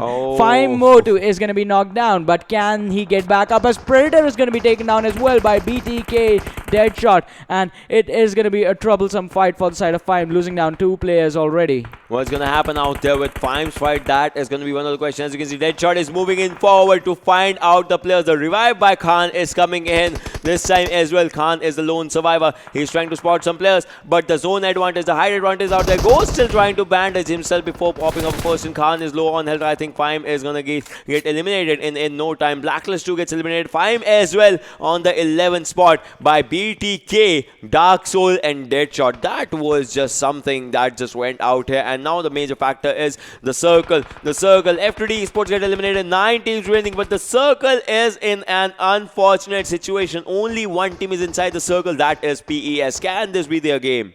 Yeah, can this be their game, or is Gaming Hub with just 3 players alive? Are they going to take this one? Are they going to challenge the crown? As these 2 teams have been competing against each other for a long time, and now they are neck and neck as well. LOU Esports is there with just 1 player. 1 has been knocked down. 247 Gaming once again with all 4 players alive. How are they doing this one? Rogue Nation is there with 3. 247 sitting at 4 kills right now. The closest to them is going to be BTK with 4 kills. Portal Esports and Gaming Hub. Gaming Hub has 1. Portal Esports has 2 kills for them. LOE Esports were in the blue zone, but now I think they are going to make their way in towards the play zone. But the next rotation needs to be thought about as well, because that is once again on the southern side of the cave area. So that is an open ground fight right on the slope of that mountain, and you have to be careful because utility smokes are going to be important. But are these teams going to go for those fights instead of using the utility, as we just saw a guy pick up the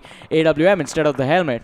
Yeah, see, that it just comes into what you want to use and how you want to do it. Trainer just goes on as Team HR gets eliminated by GH Adil. So the fights are happening. Every team BTK gets eliminated in an interesting turn of events as the squad just goes down I want to see which team just comes up on top. The Stars are outside the circle, and 247 squad gets eliminated as well as the play zone just eats them up. You don't pay respect to the play zone. The play zone is not gonna pay respect to you either, and that was one thing that just happened. Stars players also, getting down by the play zone. One player remaining, and look at this. LOU Razor, one solo survivor out there inside under the cave area. Which team is going to win, as players are there under the cave area as well? 5 teams winning, 13 players alive out there. Gaming Hub, can this be their game? Portal Esports, LOU Esports, Rogue Nation, FTF Esports. Look at this. Players swimming out there because the zone is water right now, but the floor seems like lava. That's one thing that's just happening. Adil has an AWM, tries to take the shot out there and spots one as well. LOU Razor has 3 kills right now. Molotov inside the water, like water and fire. That's a mixture. But then I think he has spotted the player. Has he or has he not? Wolverine's out there. He hasn't spotted anyone. Does he know it or does he not? That's my question out there, as ROG's JD is still trying to spot the players out in that area. Wolverine.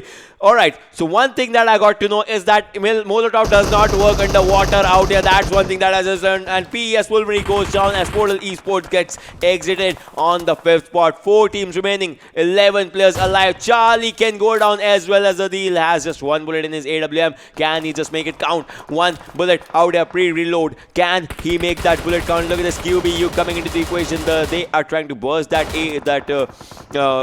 boat, the mini boat, but still not failing to do it. And ROG Titanium also goes to that. Charlie, one more spray, one more shot, one final shot. If that happens, that's going to be something. The dog, he was about to fall down, but right now he's just going out there. GH Adil goes down. Gaming Hub gets down as well. Gaming Hub players were outside the circle, and that is going to be the end of Gaming Hub. The dog goes down. Which team is going to survive? LOU Esports still surviving. Razor, 1 single player, 6 kills for himself, 7 kills for the team. He has 6 kills. Can he clutch it out for his team? That is going to be a question. ROG JD still surviving out in the water area. And FTF, the final 3-4 players out there with 1 player being revived. What's going to happen? FTF has the numbers game. LOU Razor has the skill. Rogue Nation, well, they have the water for themselves, but what's going to happen out in this one? That is going to be my question, as ROG JD, he is being fired at. Razor still fighting. 1 HP, 1 HP, 1 HP. Takes 1 more player down. Impressive gameplay. Eliminates Rogue Nation. Now it's a pure 1v4. Does he have enough resources? Does he have enough gun power? Can Razor do it? Has 7 kills. Can he make it to 11 kills right now? That is going to be a question. All the players are inside the circle right now. What's going to happen, as Razor still surviving? 1v4 FTF versus LOU. This is the final fight for Shanok right now for a chicken dinner. I think they have spotted FTF. Basim is moving in forward. Razor also spots 1, but that won't be enough as 4 players comes towards him. LOU Esports exits the stage, and FTF. Impressive chicken dinner. Yeah, that was an impressive chicken dinner indeed. And Razor, that was an impressive performance from that one man, racking 7 kills for himself. But on the other side, in that last fight, I think he had pretty much cornered himself. Because the blue zone behind him, the water was there, and there was a huge cliff. On the other side, FTF, they had the cover of the compound, so the revives came in for the player that was knocked down as well. And all 4 players, they had this one choke point that they could run in. But let's have a look at the MVP for this game and see which player from FTF Esports is going to get the award this time. It's going to be Rams with 3 kills, 524 damage, 5.8 kilometers distance traveled, and 24 minutes of survival time. So amazing stats on the guy, and amazing performance from the entire team. Just 1 man was sitting on 0 kills. That was Basim. But if you are supporting your teammates, having no kills is okay. For now, it's really good, like for your team overall. But then that one player like Razor, he had impressive stuff for his team, LOU Esports. I would like to see like where it takes. No doubt, it's not going to take them much further. They'll still be second in this game standings, but FTF. They had the numbers advantage in their hands, and that's why they just rushed in blindly. Had there been a 1v1 fight, obviously it would have gone a bit longer. I might have been screaming right now as well, but then that 1v4 was just more than impressive. That would have been a more than impressive thing. But then talking about top 5 players, I know who's going to top this one. It's going to be 7 kills person. Razor out there with 981 damage, 5 kills for BTK Deadshot, FTF Rams with 3 kills, Blacklist Scout with 3 kills, and FTF Lala with 3 kills. So 3 kills players are also out there, and 7 kills was the one who started with 1 headshot for his bank. Yeah, but now I think we have to look at the game standings, and then we need to move on to the overall standings as well to see how this game is going to affect the teams. How much can they climb? How much are they going to drop? And are the teams in the third quarter, are they going to move up, or are they just going to be there and stay in the zone of risk?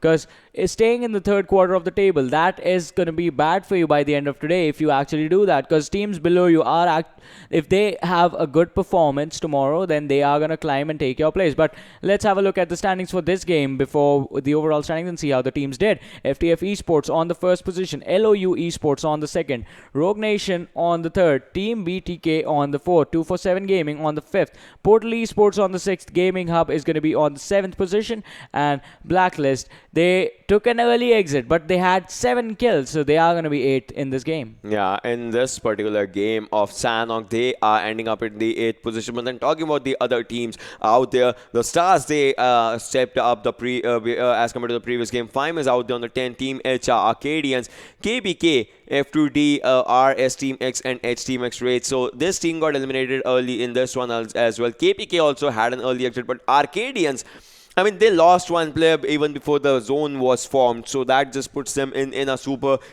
passive mode, but then they still try to take the fights, and the fights were happening fine. They had good kills, but then their elimination 11th is what is just keeping them out right now. So, like, each and every team kind of did something for themselves, but where is it going to put them in the overall? That is going to be like one of the questions that I'll be asking as well, because, you know, overall standings kind of matter a lot. I think that question, all our audience are going to be asking the same question as to how are these teams going to position in the overall standings. We will look at them in a matter of seconds. Yeah, and like let's just look at them and not wait and not have a conversation about this. Let's just look at them and discuss as we see. Gaming Up climb up to the second one, 142 points. RNG not playing today, so they are going to be still third. Portal Esports still looking to climb. I think they need to finish in the top 3 by the end of today. NV on the 5th, LOU Esports. After that last game, the climb is going to be pretty big. On the 6th right now, Team HR, Hellraisers on the 7th. 247 Gaming, like look at this. In the top 8 right now. Yeah, they are in the top 8 right now with 99 points for themselves. One more game and they are going to be hitting the triple point mark for themselves. But then moving on for 9 to 16 position, because that is where, you know, it's not that crucial, but you kind of need to stay in that area. Team VFX Oxy, the team has had 2 chicken dinners for themselves. They're on 9th. Nexus on the 10th. Fime still lacking a chicken dinner, but then they are on a good position of 11th right now. FTF, they won this one.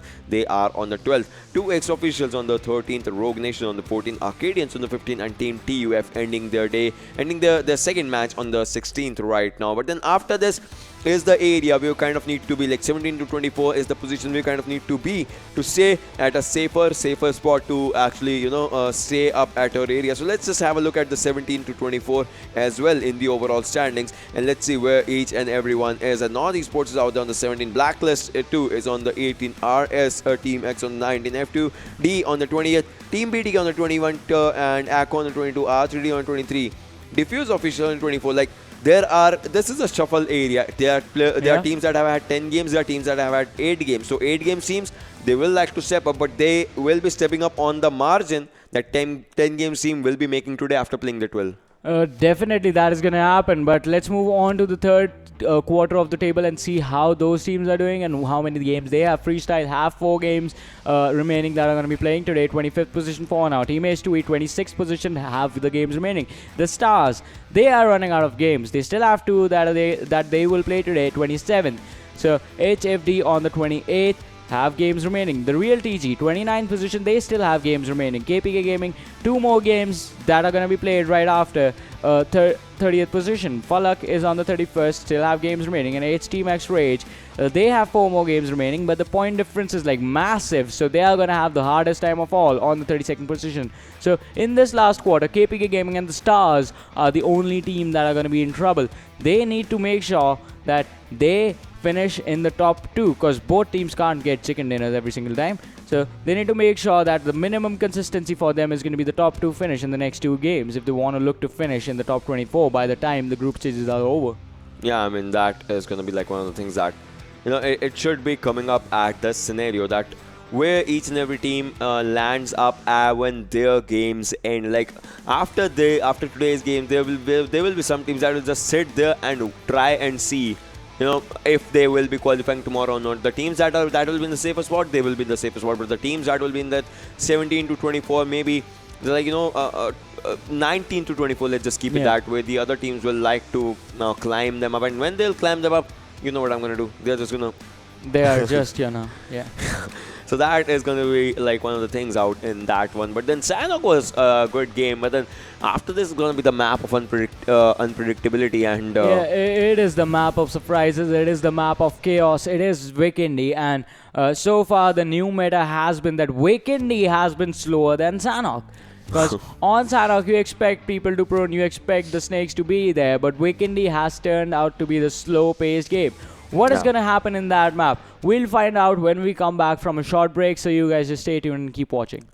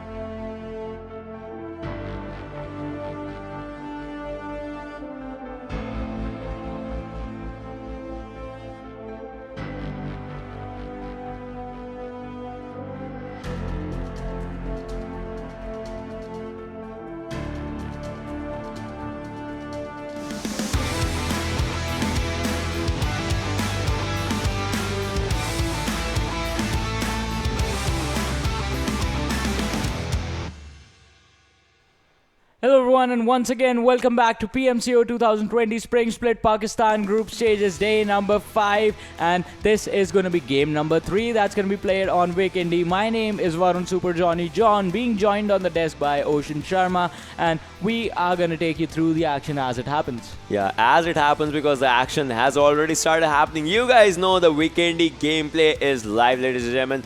From Cosmodrome to Revno to Winery, that means Hot Springs, Volnova, Abbey, Castle, Cement Factory, Port Worcester, Mount Cresney, Coal Mine, Cosmodrome, obviously, Peshkova, Trevno. These are going to be the areas where the players can actually draw, but if they want to, they can have vehicles for themselves, go to Movatra, Vihad, Obrum, and Sukrichas, those good areas as well. Yeah, they can drop there, and if they get the loot, they are going to be take those early fights if they get contested in those locations. Because as we know, the RNG is involved heavily in how you find loots and where you not find loots. But now, the landing locations and the circles are going to be important in this game, because Vikendi, as we say, it is a land of surprises, it is the land of chaos, and the circles can basically go anywhere. I think the best one we have seen was when it was 80% land and just 20% water. That was the best case scenario. Yeah, that was This is the best case scenario. All land. All land for the first time. I mean, it was like this. I could not even see the circle for a time. I was like, when is it forming? And then I was like, all right, all land circle. This is unpredictability still prevails out there. And this is going to be a good one because, see, players will be having much more area for them to play with, to contest with. So let's see where it all just goes, where it just takes the equation of the players to, rotate and move and all those things. Let's see how it all just, ends up going. Yeah, we have to see how this ends up going, because Vikendi, as we were talking about during the post-game segment of the last game, it is quite a slow-paced game this time around as the meta has changed. The SMGs are heavily involved in this map as well. So that changes how you are going to play this game as well, depending on which guns you fight. Talking about changing, some things that never change, it's going to be PES finding that early engagement for themselves, and this time HT is going to be the team that's up against them. Zion, he's charging in the same compound that Nocto is in, and on the other side, LOU Ghost is going to drop down one of the players from the side of RS. Wilgax is going to come in, but Ghost, he has the Tommy gun on him. Is he going to be able to take this fight? He has two, in fact, and the double rifles coming in for this guy. The double SMG is coming in. The Tommy gun is not going to be enough, as Ghost is going to be taken down with the UMP. The SMG is on Wilgax this time, and he is going to be able to finish him off. The revive is going to come in on the teammate, but PES Nocto is going to be taken down, and as he goes up against two players from the side of HT, but one of the players is going to be taken down as Zayan. Can you trade this one out, as the player Wolverine on that high ground on top of the mountain is going to be able to take down one player. Icarus is there right underneath that cliff with the G36C in his hands. The other two players from the side of PES, they are in those compounds, so they can come in for a backstab as well this time. But once again, HT did get one kill for themselves. PES, they are going to be sitting at a man disadvantage, and they are going to be fighting with a man disadvantage. Yeah, I mean, that is going to be like one of the things that just changes everything for the team right now. And HT, I think they are still ready for a fight. They're still looking for it. PES still out there. They lost the one player. But then, look at this. HT's players, they are low on health. A Molotov can do the job if it's a perfect Molotov. And I think almost just missing the mark, as all the Molotov shields are on the upper edge. So for now, they are going to be surviving to see another day. But what is going to happen is Wolverine is just sitting out in that Volnova area. I think so. If he clutches it out, he is going to be one of the best. This is going to be one of the best clutches that just happens, because PES Khan is also moving in from the longer edge. As you can see, they can just backstab the whole squad of HT. And if that happens, obviously, you guys know it. It's going to be just, PES OP in the chat. And that's going to be like one of the things, and I think that is happening as Wolverine takes on one. Vegeta takes on the other one as well. Fights have started. Fights are going, and HTeamXRange is in a lot of trouble right now, as Vegeta is also taking his fight from one end as well. It's just one person. Hatham, can he just clutch it out? Can he or cannot? He is spotting the player. He spotted one of the players. Does some damage out there with G36C. Does not have a helmet on. One headshot, and that is going to be the end. And Soulless has revived one player as well. So that seems like a good thing as of now, but all they are lacking is the the heals, the meds, and all those stuffs. And one player from HTeamX has been taken on by PES Vegeta, so it's just these players remaining out there. Vegeta, he has to move in forward. Can he or can he not? Will he or will he not just move in forward? That is like one of my questions out there. We'll have to see like what can happen, what just happens, what does happen out here. That will be one of the things. HTeam is still surviving out here. He is trying to take the TPP through the window. He does not have a helmet. Once again, I'm going to remind you guys. So that is going to be like one shot to the head, one critical shot, and that's going to be just everything. PS Vegeta, he knows that Soulless is taking the TPP out there. He is going to go for a grenade. If the grenade goes on a good area, it's going to do a lot of damage, but Vegeta is moving on the other side. That was a Molotov, all right. So Molotov was being thrown at him as well, and HTeam still surviving out there. Soulless, Zane, all these players still surviving. PS Khan, can he go for a backstab? I think he will go for a backstab out there. Wolverine still surviving. Vegeta still surviving. 3v3 situation. Which player and or which team is gonna come in out from Towar area? That is like a big question out here at this Towar area. The fights of Towar, and look at this. PS Khan has been taken down as UMP comes in. Now the players are gonna go in, but Vegeta, they have two players behind them. On the underside of them has 25 bullets. Can he make those 25 bullets count, or will M16 also come in the equation right now? He is going for a bit of a flank out there for himself. Soulless still surviving out there, does not have any heals, any more heals. His boosters is what all that he has right now. Zane is still trying to go out there. Zane is still taking the trades, and PES Khan has been taken down. As you can see, Vegeta is once again trying to go. PES just leaving out and is with two players. Which team is going to survive is a big question, as HT has three players. The numbers advantage in their favor, the brain advantage in their favor, the coordination advantage in their favor, the game sense in their favor right now, as they are trying to stay out there. But PES is trying to find an upper ground. If they find it, it can just change everything for HT out there. Yeah, it is going to change everything. It is going to change every single situation that these teams are going to come in. Wolverine, once again, the high ground on the compound is going to prove advantageous for him, as he's going to get so much information just hiding behind that wall and using the third-person perspective for the vision. HTeamXRange, their performance needs to improve because they are in a bad situation in the overall standings. Have lost one player already. And in this early combat, if they can take out one of the strongest teams in this tournament, Portal Esports, that is going to be such a confidence booster for this squad. But now all the other teams are going to look to rotate in towards the circle, in towards the zone, and try and figure out as to where they want to land and where they want to go and how they want to make their future rotations inside this game. Look at this. HR on the northmost sides. BTK have taken control of the Cosmodrome area.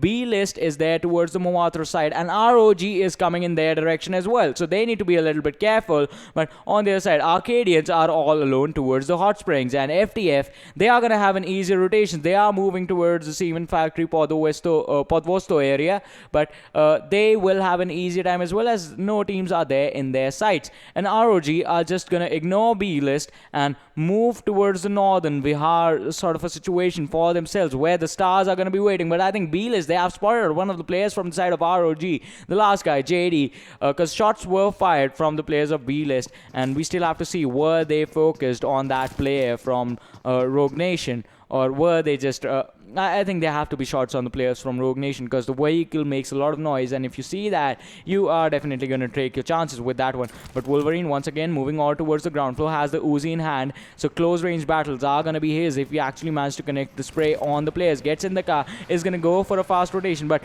now looking to fall back. I think they are going to look to get out of this place, Vegeta and Wolverine, as they have lost two players, and yes, that is exactly what they are going to do. Moving on towards the high ground, either they go in for a flank, or either they just abandon and disengage from this fight. But talking about fighting, GH, they drop one of the guys from the other team on, and that is just going to be an advantage situation for them, as HR, Hellraisers, they are going to be in trouble. KMD is going to get a finish for himself as well. Yeah, I mean, that was out there as they just got a finish for themselves. But look at this, a high ground advantage right now for PES, but they are going to go and charge into the other direction. As you can see out here, another fight just happening, a fight that, if not happening, is just starting to happen, as Rogue Nation, they are trying to spot the players. They are trying to go into the area. Team number 16 is what is right next to them, but this team, they are trying to go for a U-turn, just going to the other direction, and that is gaming up team number 16. As you can see, KPK, TeamBTK, can they make a good game out in this one? That is going to be one of my questions. AUG A3 out here in this airdrop with Suppressor AR for the players. If they want to go for it with the AUG, they can just go for it. We have seen some incredible AUG games out there. 10 minutes about to be in the game, with just last 20 seconds to hit the 10-minute mark, and after that, obviously, the circle is also going to shift in a while. 10 minutes 30 seconds will be when the circle is going to shift, and if the circle goes to Dobro Mesto area, like to that area, like Goroka area, then the teams on the right hand side, like Mount Cresting and all, they'll have to rotate a bit. If that does not happen, Arkadians, by the way, is a team that has to make it to the circle right now. They are making it to the circle as we are just talking. Gaming Hub on the screen, ladies and gentlemen, still just trying to spot some players and pop some heads as they have a decent area inside the circle. Yeah, they have a good position for themselves right now in this first circle. But now, as the blue zone comes in, the pressure is going to increase for all these teams. Look at this. All the teams are clustered in that one direction, right in the center of the play zone right now. And the fights can start at any moment, as if the next circle makes a massive shift to one direction, then these teams will move at the same time. And moving at the same time means they will catch each other off guard, and that is just going to result in a lot more fights and a lot more aggression and a lot more action for us to bring to you guys. Yeah, I mean, that is going to be like one of the things out there. But then this seems like a good area for RS to stay right now. I mean, it's Mount Cresting, but then all that depends. See, the circles, rotations, and where the circle is going to take them. If the circle shifts on them, then obviously the teams will be rotating on them, then they'll have to, centralize it. Talking about centralizing, the circle is pretty centralized out after the first one as well. So that means the circle is going for a minimal shift, not a lot. So the teams that were in the circle in the previous game will be kind of in the circle in this game as well. On the other hand, some teams will have to rotate in, rush in, and all those areas. But for now, the players will have to find just one or two good compounds where they can just keep themselves happy for now, because as of now, the fights are not going to happen. Is the second circle only, and 1 minute and 30 seconds. After that, the crucial rotations just might begin. Yeah, after that, the crucial rotations are going to be there, since the massive shift that we were talking about, that's just not there. The circle is once again in the same area, just a little bit smaller, so people are not going to move that much. But this airdrop number 2, is coming with the brown ghillie suit, the MK14, the level 3 armor, and the level 3 helmet. On the other side, talking about rotations, Arkadians are going to make their way into the play zone now. And once again, the cluster that was there in the middle, it's just going to get smaller as the Arkadians, they come in contact with one of the teams. But who is it going to be? Because shots were definitely fired over here, but who did you shoot at? And who did you spot? I think it has to be either B-List or HT, the two teams that are present quite close to the Arkadians. But B-List, Blacklist, they are looking to get out of their scenario. And on the other side, GH, once again, players from the side of KPK Gaming have been spotted out. They know their location, but still being really careful as to not give information about where they exactly are. But look at this. PES, Vegeta, he is going to be spotted out. KMD firing those shots from that M4 and the 3X on it. But Emerge is going to be the man who's going to blow up the car, and Vegeta is going to be knocked down. But the finish is still not coming. Can you finish him off? Is Portal Esports going to take the early exit? Are they going to be the first team that's going to be taken out from this game? As Vegeta, he is going to be taken down in a matter of seconds, and that is just gonna leave one guy, Wolverine, the only man left standing for the side of Portal Esports. But now KPK Gaming, they come up against 247 Gaming. Yeah, and 247 Gaming just still surviving out there, just standing out there in the Goroka area. We'll have to see what happens as Punjab and Gaming still sitting out in those areas. We will have to see how the fights actually go. Najib is also out there on the other area. And, I mean, the fights are just picking up a slow pace right now. We'll have to see how the fights just end up. Punjab has been taken down by KPK Blaze. KPK, the team that actually needs to step up, is stepping up big time as they just took down one player. But I don't think so that 247 has an information right now as of now that where the opponents are, and that was a really kind of a mid-range spray that just happened out here. But the thing that can change is will he be getting a revive, because revive is kind of a necessity right now for this particular player. Yeah, revive is definitely going to be required, but KPK Gaming, they are taking the risk of fighting two teams at the same time, as Eraser is going to peek his head and his helmet is going to be destroyed, dropping down to 50% health on the helmet and on the player as well. At the same time, the bandages are going to be applied, but Eraser, he has a lot of healing utility for himself. He has 18 bandages now, 17 15, 3 first aids, has 1 med kit, and 3 painkillers as well. So a lot of feelings on the player. He can afford to take those hits, but I don't think he wants to, because that's just going to be healing utility being wasted, because he did not give out a single point of damage to the enemy. Yeah, that is totally like the thing that just happened out there. But then we'll have to see what happens. KBK Blaze, on the other hand, he got a bit of damage, like a lot of damage on him. All the shots were connecting on the head. That's why his helmet is on the red marker right now. And 247, they just went away from this fight as if they... right now, as if like they were not contesting this fight, so they had to just run away from this fight. KPK is taking the fight against Gaming Hub right now, and they know the information that there's a player out there. Look at that one shot, but on the other hand, Eraser takes a shot on him as well. That was just one shot, but what's better than one shot is 100 bullets, as the gun that is arriving right now is M249, and this is gonna be an incredible one. Yeah, this is definitely going to be an incredible weapon, because we have seen this one gun turn situations around, turn the fights where you feel like you're not going to win, and make sure you win them, because 100 bullets obviously are a lot better whatever you are carrying in your current assault rifle. But still, you have to be careful, because you have to make sure that you are in a comfortable enough position to control the gun and to use it in your advantage. And talking about controlling things, Gaming Hub, with that rotation coming in, is Hellraiser going to catch them off guard, or are Gaming Hub just going to wrap around and destroy this one team in an instant? Yeah, I mean, that is going to be like one of the things. But then just look at this. Gaming Hub's 4 players are still surviving out there, and HR with just 3 players in the compounds right now. Gaming Hub does not have that information, I don't know, or if they do, that they are being sprayed upon. That can seem really bad for them, as the players are moving in the other direction right now. Flamma with his MP5K still just trying to spot the players. Adil, he has dropped out of the vehicle right now. I think he is destined to take the fight out here, and he wants to go for the AKM in his hands. And Trenda, I think it's a grenade or a Molotov. If that does damage, that does damage. You can see it just coming out here. The grenade just pops in, does a bit of damage, not a lot, but still, damage done is damage done out here. Still trying to spot the place. Take a 1 HP remaining out there. Almost barely surviving out of it. Has a first aid, will be using it, but that catastrophic damage was amazing.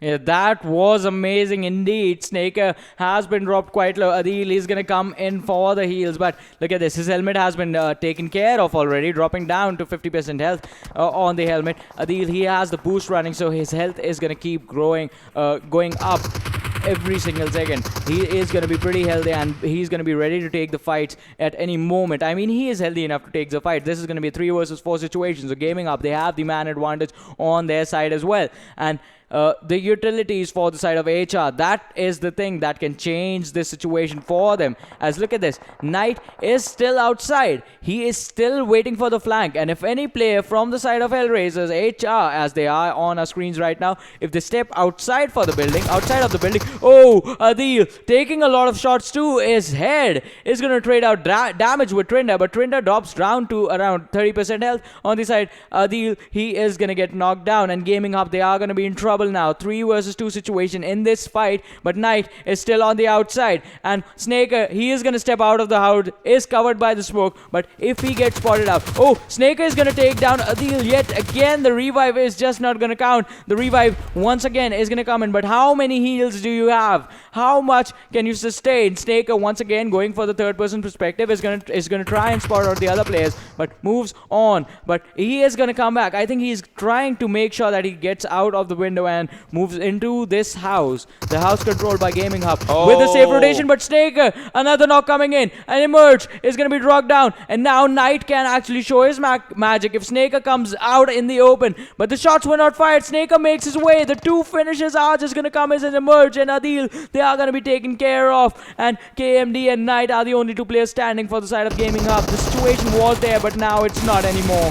Oh my god, look at this. Gaming Hub still trying to make the best out of it. They are on low HP right now. KMD goes on. Knight, the lone survivor, the person who was supposed to change everything, but KBK was out there on the other fight. But look at this, Blacklist and ROG are also taking the fights with themselves. You can see 247 just go charging upon KBK Blaze. If that guy goes down, it's going to be the end of the squad out there. But then on the other hand, Blacklist is also in a bit of trouble. KBK Blaze using that Molotov for himself. If that hits someone, that's obviously going to do a bit of damage or something out there. He is just trying to preserve the fight for a bit longer. If that thing can happen, the Molotov Molotov hits one and just goes, takes down 247 Gaming. Incredible. KPK Blaze using an Uzi right now. Star Crypto has been taken down by F2D. And look at that. I think the player 247 mod is just going to spot the player Eraser out in the open and just take him down as well. What is going to happen as Blaze is just trying to take the TPP. He should be crowd shotting right now if he goes for it. And he spots one. Moth almost was taken down, but he will be using a medkit right now. MK14 comes into the equation, the 4th airdrop alongside a 4-time scope.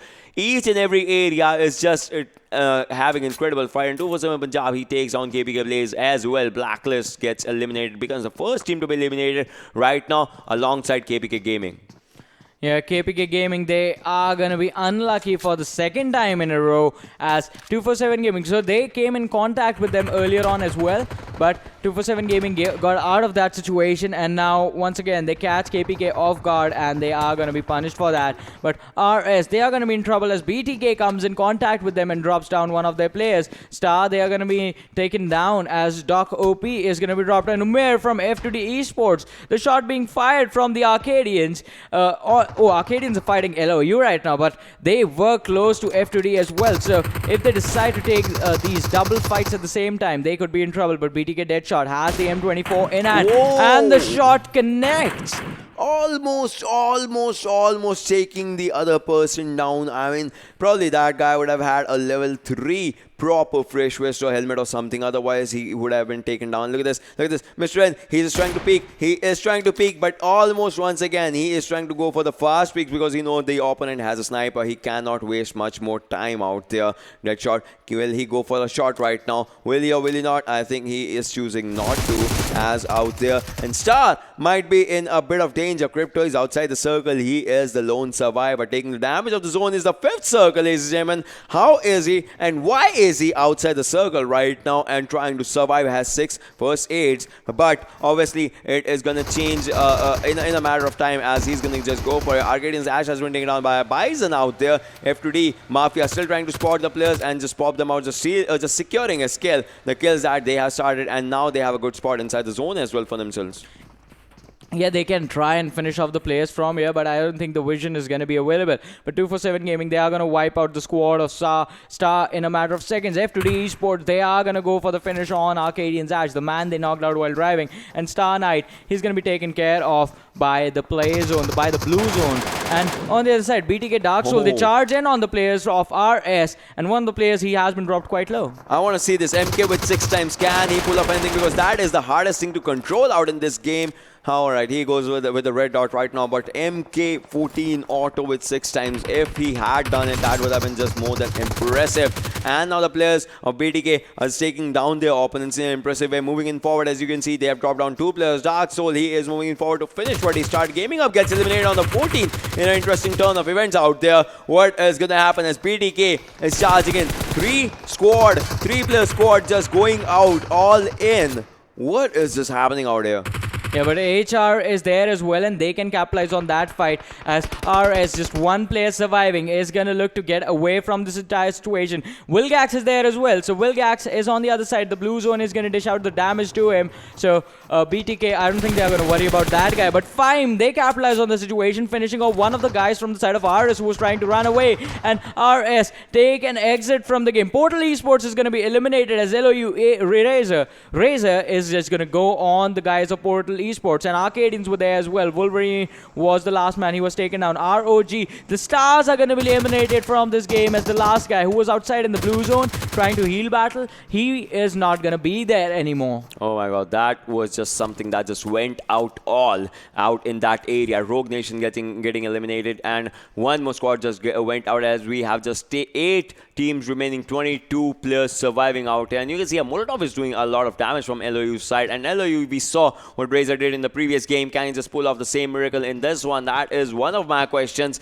as the Molotov just takes down one player. 247 Najib just goes down, falling off a cliff right now. The 5th airdrop has a Groza and a suppressor AR, but the players, I mean, they are gonna be capitalizing on level 3 helmet and vest as well, because they will be needing that. And the circle is in a really small shift. Only 247 is inside the circle, at the center of the circle. 5 still surviving. Will it be their game for one time? Because that is what their fans actually actually want right now. LOU Esports, what's going to happen? HTeamXRange, is this a game for their comeback? 247 Gaming, are they going to go for Arkadians? Can they capitalize from a previous bad game of Shanok? What is going to happen? Look at this. Arkadians going on 247. Aglion goes down by Punjab. A gameplay just coming out here. Fazan is moving in forward. What is going to happen as the players are just on the each and every side, and one player taking TPP. He is in the same house, same compound, and Fazan also goes down. Najib with just 1 HP. Now he just has been taken down, and he will be finished out here in the hint of seconds. Punjab moving in forward. He is giving a revive out there, and he knows that the player has moved in forward. He is going to go for it,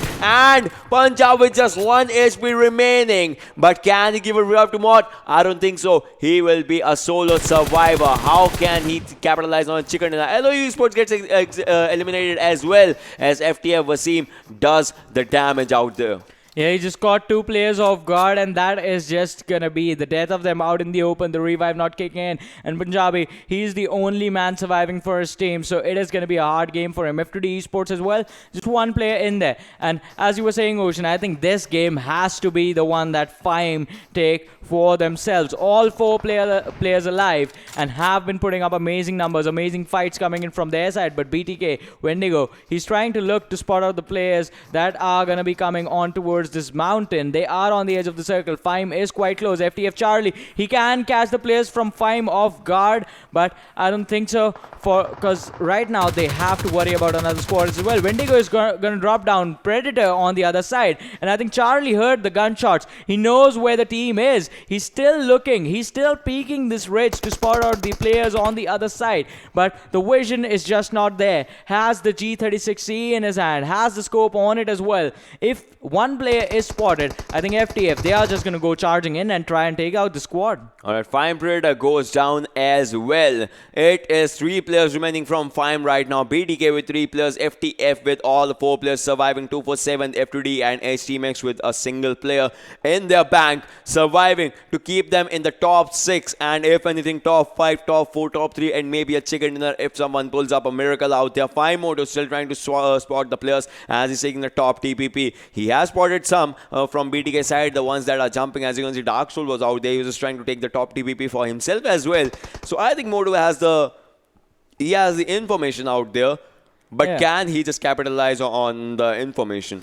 Yeah, we still have to look if Motu can capitalize on this information, or what is he gonna do with this information? Is it gonna be a misplay that results in his team being wiped out, or are they just gonna go on and delete the squad that took down the leader, as FIME Khan is just gonna be the reason that HTeamXRange is not gonna be in this game anymore, taking out the last player that was alive. BTK Wendigo, they get engaged upon from the side of FTF, and Motu is gonna drop another one. Dark Soul is gonna be taken down. FIME and FTF, they are going on BTK. They tried taking fights from 2 different directions. 2 players have been taken down. Just one guy, Deadshot, is the man who's been left standing. The smokes are being popped by the players from the side of FIME, and they can go in on the situation. Wendigo, he's so low. If he does not get a revive in the next few seconds, he's going to be taken down, and he's going to be finished off no matter what. Deadshot, a little bit too slow on the reactions, but he is going to pick a lot of stuff from his dead teammates. The Molotov are going to be thrown on the players from the side of FIME, but I think they're going to fall a bit short because the players have rotated out of their previous location. The players have just gone away from that. 5 teams remaining, 10 players alive. Even if one of them goes down, the alive counter is going to count to a single digit.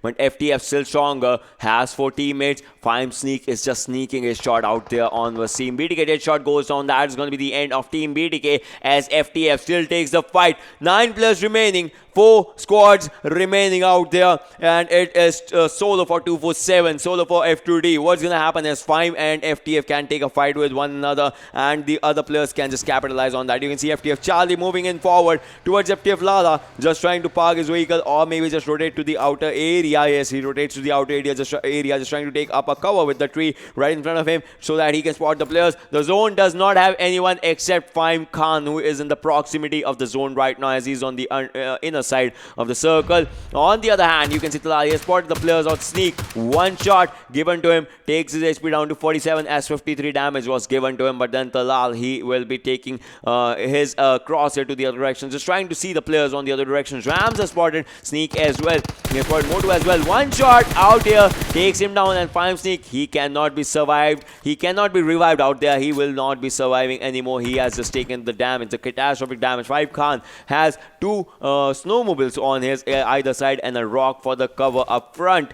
But will that be enough, as they have to move inside the circle as well in a little while? 5 Motu just trying to take down the players from the underside, as he is just trying to spot the pixels of his opponents. If he gets that, that is going to be something. 5 is left with 2 players, and now I think Rams could have seen that the players are moving in the open, but for now still nothing has been done. You can see the circle just moving in. This circle is going to be a crucial one. Yeah, this is definitely going to be a crucial one, but look at this. F2D Esports, they are outside in the blue zone. It's just Talal, the last man surviving. For how long can you heal? 5 Moto is going to be dropped down by Rams from the side of FTF, and Talal, he's making his way in towards the play zone right now. This is going to be the end, as 247 is going to take an exit by the hands of FTF Charlie. FTF still with all 4 players in this game. 5 is surviving with just 1 man standing, the other one knocked down. If the finish is not there, this is going to be a last 2 versus 4 situation, and I think Moto is not going to get a revive, as Khan is going to be taken down and 5 take an exit. F2D Esports, Talal, how much can you do? Can you survive? I don't think so. He's going to be taken down, and that is going to be it. FTF Esports take the chicken dinner for themselves with 9 kills in their hands. Alright, but the thing is that where is each and every team landing? Because if I don't know, like the kill amount for the second team was quite low out there, F2D. But then can the other teams just capitalize on that? Is going to be one of my questions. But out here with 9 kills, 10 kills to be precise out there, that was just an impressive gameplay. 9 kills if I'm not wrong. 9 kills. Yeah, and that was just an impressive gameplay out there coming from FTF Esports. And the major factor is in these kind of tournaments and all the situations, if you have your players alive, then 1 or 2 can just go YOLO and they can, just have the position securing themselves, and that's just a really good thing that just goes on. Yeah, definitely. If you are a solo player alive, just avoid every single gunshot that you hear. If you hear a gunshot on your left, you should go right. Basically, you do that and you survive to the later stages of the game. So going passive has to be the answer in those scenarios, and it is the same for the teams that play with just 3 players in the squad. You need to be as passive as you can. But for this game, let's just have a look at the MVP for this match and see who it is, how many kills they got. And it is going to be Rams FTF Esports. 3 kills, 423 damage, 8.5 kilometers traveled. Wow. Yeah, that is a really good distance out there. And I mean, the game was short as compared to the Vikendis that we have had. Overall, the other Vikendis went to the 9th circle. This one ending up on the 8th circle. 3 kills for this particular guy. That looks like a really good counter. I mean, if your team has 9, you're doing the 33.33% of the stuff out there. So that seems like a really good thing. But overall, after that, like, let's talk about the other teams. Like 247, just 1 player remaining and still trying to survive. 5 with 3 players first, but then Sneak was just caught off guard and he was just taken down. It was just 2 players remaining. They had to take the fights as well. BTK, HT, those teams, they kind of struggled out there. But then let's just have a look at the 5 players that had the impact in this one as well. As you can see, 247 Punjabi on the first with 3 kills, 872 damage. FTF Rams also with 3. So all the players have 3 kills. It's just the damage that is separating them. 872, 423, 386, 378 and 341 out there. 247 with 1 player, FTF with 247 with 2 players, FTF with 2 players, and BTK out there with 1 single solo player. Yes, a lot of amazing performances coming in from a lot of amazing people, and FTF Esports, they tried their level best, and it was really smart for them to go up against the, when you remember FIME was fighting BTK, and they knew that BTK was there with less numbers. They knew that FIME is going to be there since Predator was taken out in front of their eyes, and before that they had already decided, alright, this is going to be a 4 versus 3 fight. It is much easier to take out 4 people in that situation.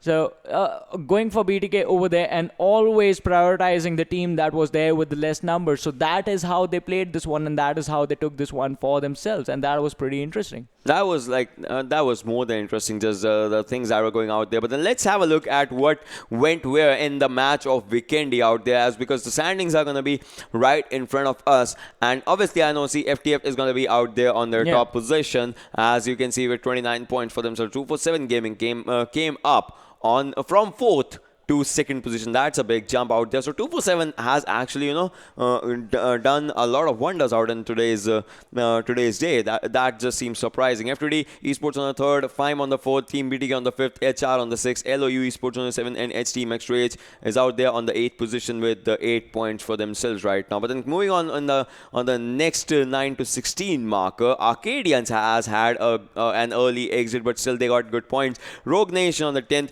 Portal Esports. This was a shocker for me. Gaming Hub was a shocker for me as the teams went out on 11th and 12th. RSxTeamx on the 13th, KPK on the 14th, Blacklist 2 on the 15th, and the Stars had the first exit out there on the 16th position in this game of Vikendi for themselves. So quite an unfortunate game for a lot of teams, but for the other ones, it could be the game that turned things around for them, because next is going to be the last game for these guys. As we said, 12 games in total teams play in group stages. They were already 8 before they started, and now 3 games are done. So this could actually set up a good momentum for the last game. You can go YOLO in that one if you have secured enough points by now, and that is something that we can only see in the overall standings. So let's just have a look at the overall standings and see how these teams are. Have they secured enough points to go YOLO?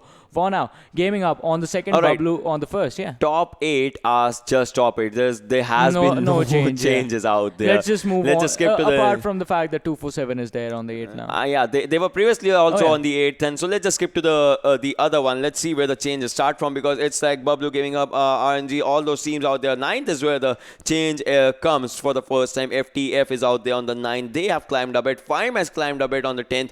Team VFX Oxy dropping down the first day. The second day was really good for them, but after that they have started dropping down a bit. Nexus on the 12th, Rogue Nation on the 13th, F2D on the 14th, Arkadians on the 15th, and 2xOfficials is sitting there on the 16th position. Obviously VFX Oxy, Nexus, and 2x, they haven't had their games today, but then we'll have to see like how the comeback actually just arrives for these teams. Yeah, we still have to see where the teams are going to be, but now moving on to the 3rd quarter, it's going to be BTK on the 17th, TUF on the 18th, North Esports on the 19th, Blacklist 2 on the 20th, RSxTeamx on the 21st, Team Aqua on the 22nd, ZA3D Esports on the 23rd, DFUZeOfficial on the 24th.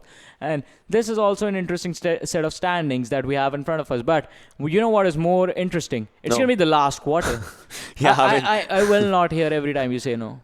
No. All right. So the last quarter is going to be a much more interesting one, because these are the teams that kind of need to have an impact out there. So we'll have to see like what happens in those scenarios and those situations out there. Freestyle is out there on the 25th, H3 on the 26th, the Stars on the 27th, HFT on the 28th, Real TG on the 29th, KPK on the 30th, HTeamXRange is out there, and FalaQ is out there on the 32nd. So comebacks can arrive for some teams, but there will be some teams playing tomorrow as well. So we'll have to see like when and how does that comeback just comes in, just kicks in out there. I think HTeamXRange, they are going to be a pretty hard situation, like 31 points after 9 games, and things are just not looking to work out for them. FalaQ is going to be in the same shoes as them, because 8 games played, 4 games tomorrow, unless they actually manage to get like 2 chicken dinners for themselves and 2 second place finishes with a lot of kills.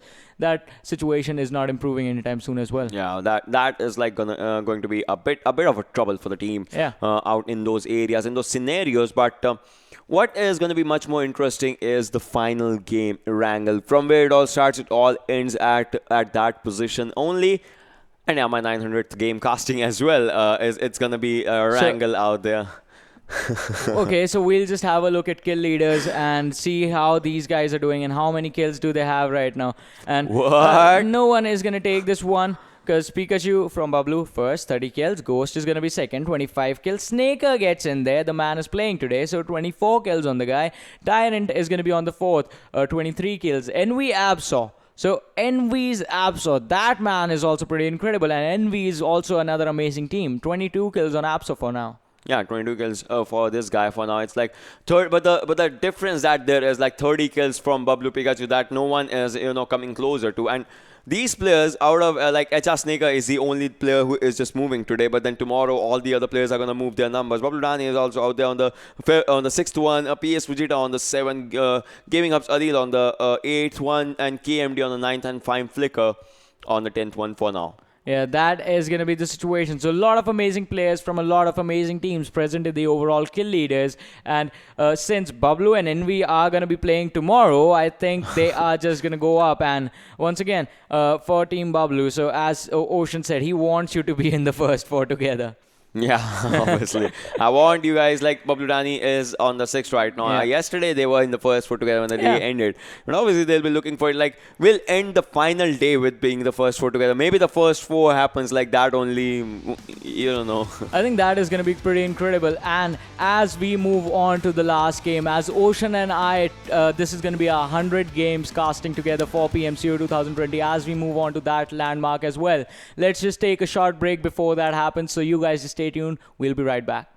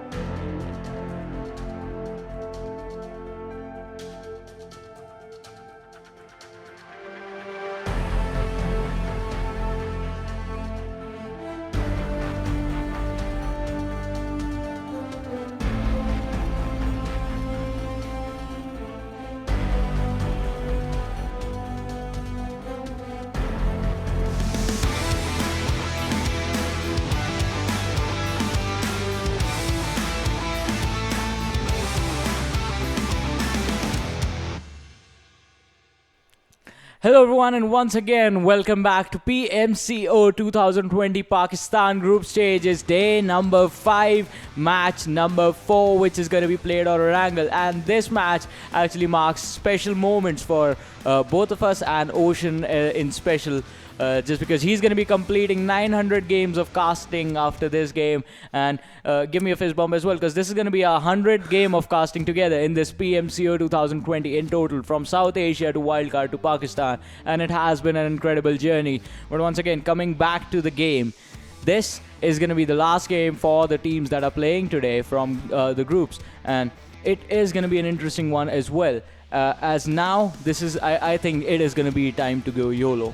And this, for some teams, it's going to be like, you just, each and every skill that you have, each and every ounce of a skill that you have, you just want to show them to your opponents, like the goods, the bads, the uglies, the crazies that are going to come in out here. And that is going to just, reflect in your report card at the end of the day, at the end of the overall performances. And this is going to be like what you did, what you could not do, what you tried to do. All those things are going to be, they'll be added, subtracted, multiplied and divided, and that is one thing that you're gonna get out there for your team, for yourself, for your personal best skills, everything like just like we said in the South Asia's finals, the final match. This is what is gonna be like. Even one single final Car 98 shot is gonna count, one final Uzi shot is gonna count, one final M4 shot is gonna count, one final shot that you can give. This is your opportunity for Pakistan, guys. Yeah, this is definitely going to be the opportunity for teams from Group A and C. Go all out. Go with everything that you can. Be sure about the fights that you're going to take, because this is it once again. And this is going to be the end of the journey of the group stages for some of the teams. The teams that are going to be able to secure their spot in the top 24, they are going to move on to the semi-finals. And from there on out, it's going to be the finals, after which it is going to be time for the World League. Yeah, obviously. It is going to be the time for the World League, the bigger leagues, the places international the stage. Internationals, the universes, if you would like to call it.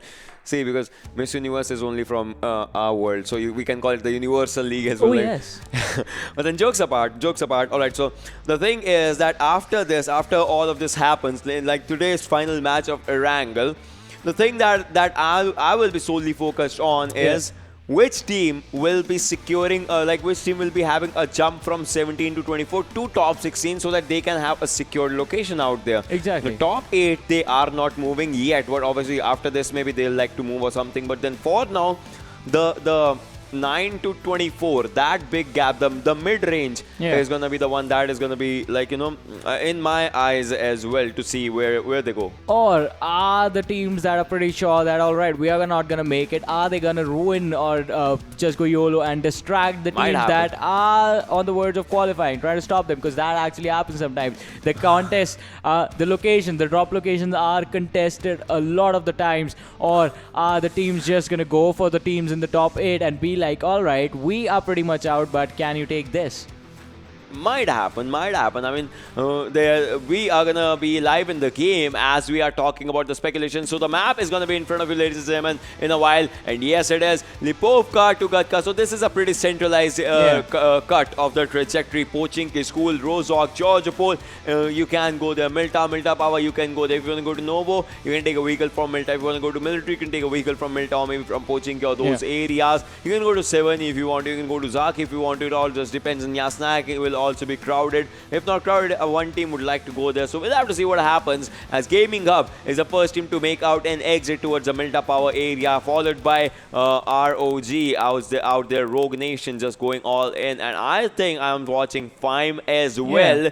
So I think the teams, some of the teams are going in there on their drop locations. Let's see if there is any initial fight that happens out there. Yeah, so pretty standard drops coming in from the teams that we have on our screens right now. FIME, GH, ROG, Rogue Nation, that is. And we have to see if the other teams are going to do the same thing. Or is KPK going to go for the Georgiopol drop again with HR, and what is going to happen over there? That is once again going to be an interesting situation to watch out for, as the teams are dropping. And look at this, the beautiful shot of the plane going away in the distance and the players jumping down, going for the skydives. And PES can't. He is, once again, quite close to one of the teams, so they could be in trouble if they do not find weapons, but I don't think that's going to be the case anymore, as Nocto is going to have the M16 in his hands now, and that gun can actually dish out a lot of damage. Yeah, that gun can, just the gun in the hand, the damage that goes out with the guns. I mean, not even that gun. It just depends. See, a guy having an Uzi can also do impressive 1v4 if the opponents are having MK on all those things, and also it just comes down to how you want to, play your cards when you are asked to show. If you have all 4 aces, it's just your game.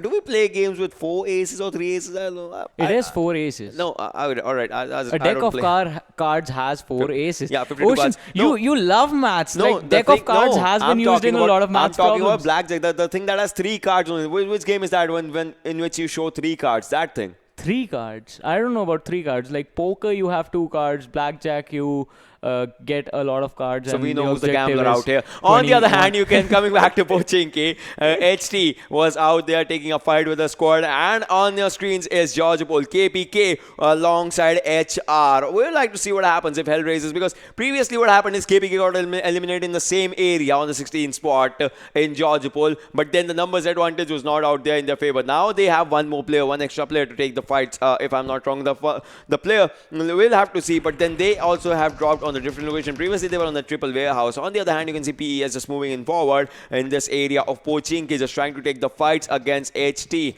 What's gonna happen is my question. See, because PES Vegeta, he's just trying to spot the players out there. He has done some damage to the players out there, but can they just capitalize? He does not have a backpack, but then that's not gonna be an issue, I think, for now. Yeah, that is not going to be an issue, but PES and HT, they landed quite close to each other, but now the distance has widened as both the teams are moving back little by little, trying to find the things that will help them engage in this fight and put them in a better situation, because as we always say, never fight fair, always fight with the advantage on your side. And one thing that's going to give you an advantage is going to be the high ground, as Wolverine was on the rooftop of a house, but the jump from rooftop to rooftop does not work for him as he falls down to the ground. Now he has to find another compound for himself to rotate in. Yeah, exactly. That will be like one of the things that's going to happen. Look at this TPP gameplay coming in. KPK plays, and Eraser is behind him as well, just to give an adequate cover. But Snaker is out there, Flama is out there. Which player is going to spot whom? I mean, they have spotted each other, but it's a matter of fact if they're going to take the gunshots or not. Snaker has moved in a bit more forward, has a Scarlet, does not have a vest. That can change everything for him right now. But KPK, Hamzit King, Eraser, and Blaze just sitting out there, just trying to, make it out for the team right now. And Blaze, he is going for a pre-fire shots, and Snaker, he knows that now he is being shotted, so he would like to move to safety as easy as he can. Adnan is out there. On the other hand, Trenda is out there, Flama is out there, and KPK is Hamzat King, Eraser, and Blaze still on. They are in one area. From here, all they can go is an open area. Flower was going for a grenade, but now he just cancels his. He also does not have a helmet for himself. Will the triples come in? Look at this. Snaker. Look at Snaker. Sneaky gameplay coming in from Snaker as he's on the upward area. He has Blaze right in front of him. Eraser right in front of him. Can he just capitalize on it or not? That is going to be my thinking out there. But then Snaker, no one knows his. I mean, the opponents know his location, but they don't know how to counter him. A grenade coming in. Grenade does some damage to Eraser. Obviously, he will be deaf for 3 seconds. Can he or can he not just, capitalize can they utilize the time or not? Adnan is also moving in. Adnan is moving in from the up front. Snaker is also out there. Adnan versus Blaze. They spot each other, and one player goes on. The other one is charging in. They just finishes him in the hint of a second. That was really fast out there. Eraser's low on health, being charged in from behind, and one final for the 3rd time.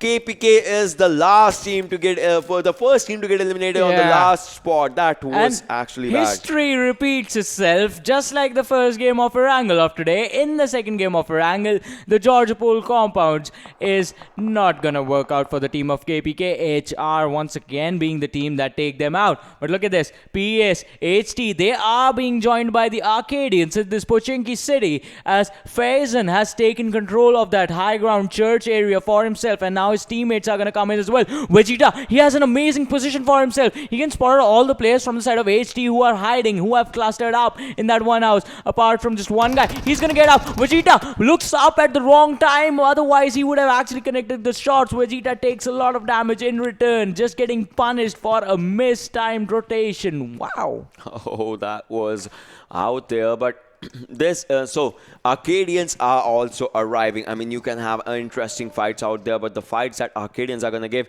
that is going to change everything. That is going to just change all the things for the team right now, because Arcadians can go for a third party or either sandwich HT out there. I mean, HT is good with 4 players, but the sandwich situation is going to leave them in between 7 players in total. PES on one side and obviously Arcadians from the other side as well. What is going to happen out here is HT, they have their focus on PES. Imagine HT eliminating a really big name out here. That is just going to be one upset. When the grenade comes in on Hurricane, it does not do much of the damage out here from Wolverine. But PES, see, the thing is that PES is sitting at one area and they cannot move in on the other side that is across the road right now, even if they try, because that is just gonna keep them in the open. So all they'll have to move, when they have to move, it's gonna be wall by wall. And look at this, Haytham, he can spot some players through that top TPP if he goes to it. Khan also knows this right now. Khan has the information. They have spotted the players, but the damage is being dealt as Arcadians come in for a third party. Haytham has taken the damage. He has been taken down, but I think PES is going to capitalize on this. PES, they don't worry if Arcadians is moving in, but Arcadians are moving in. HT Soul is surviving out here. Arcadians Fashion also goes down. PES Khan also goes down in the fight right now. Leon just takes him down, and this is an impressive third party going on. PES versus HT versus Arcadians. Which team's going to win? Leon takes down one. PES Khan has been finished by the Thompson out there in this area. PES is in a bit of trouble right now as PES is slowly and steadily going down. PES gets eliminated on 15th with 2 kills, but Arcadians are not stopping right now as they are going to go and charge in on HT. Are they or are they not? Because it's just leaving them with 3 players.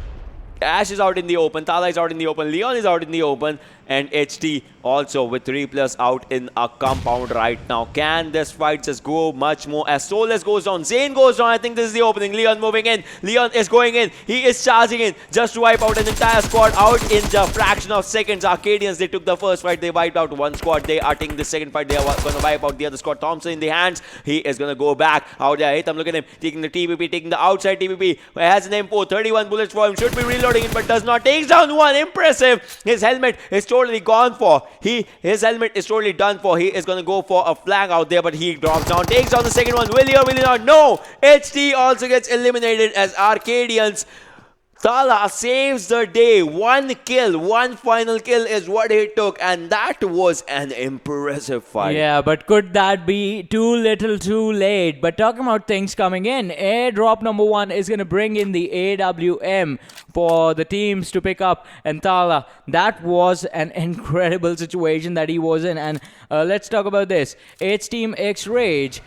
They were in a lot of trouble. Okay, and now I'm gonna stop what I'm saying is because LOU Esports, they are going in for that late rotation. The circle once again is gonna be a bridge circle. Razor is the man leading the charge for the side of LOU Esports, and him and Ghost are the first 2 people who are gonna be making their way in towards the next circle. On their side, the players have been left behind. BTK is making their way in towards from the side of Gutka. 247 Gaming, they are present in the Primos City right now, and a lot of teams are once again making those rotations. GH, they land towards the Milta Power, and they are the last team to come in from there. As Fime, the team that lands in the Milta City, they are already pretty close to the military bridge.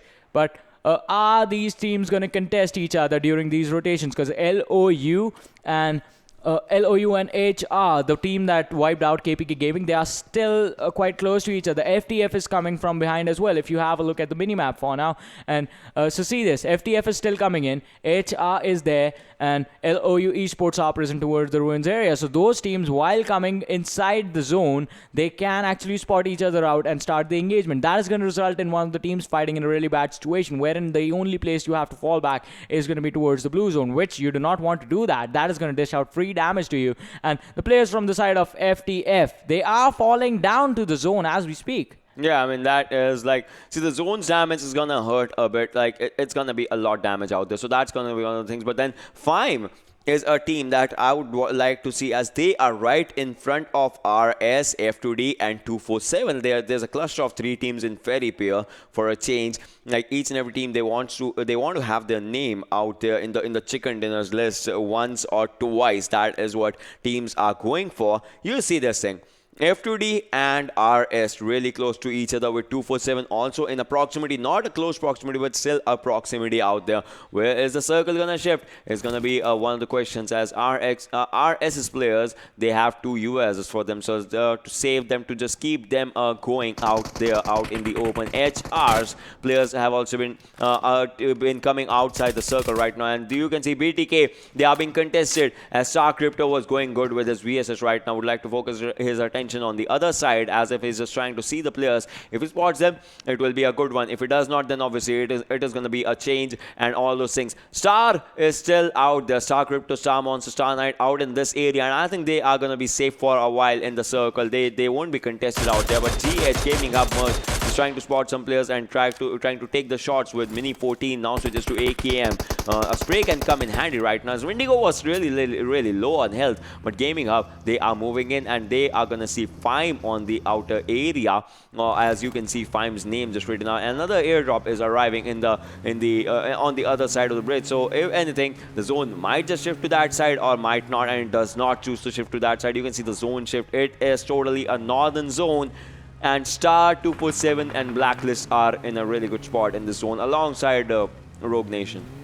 Yeah, they are going to be in a weird situation, but let's talk about this. Gaming Hub, they are, if you look at the minimap, look at this. They just crossed the situation from Fime, and Fime did not fire a single shot, but their engagement could result in Gaming Hub in being in the circle for now. But now the shots are coming in from the players of Star, I think, and that is going to force Gaming Hub into this fight. I don't think they want to force it. They want to engage it as Emerge. They emerge in Adil. They make their way. They wrap around the house, but they are looking to get away to a safer location, prioritizing the position inside the zone, which can be a good thing for them. But how far can you go? Because you can't avoid the fights all the time. Fime is going to come in as well. BTK is coming in as well. Arkadians with just not enough players in game. Now Tala is one of the few players that's left standing. They are going to make their way in as well. And as I was saying, you can't avoid fights now. This is going to be open, and this is going to be quite a small circle, the fourth one that's going to come in. And from there on out, fights,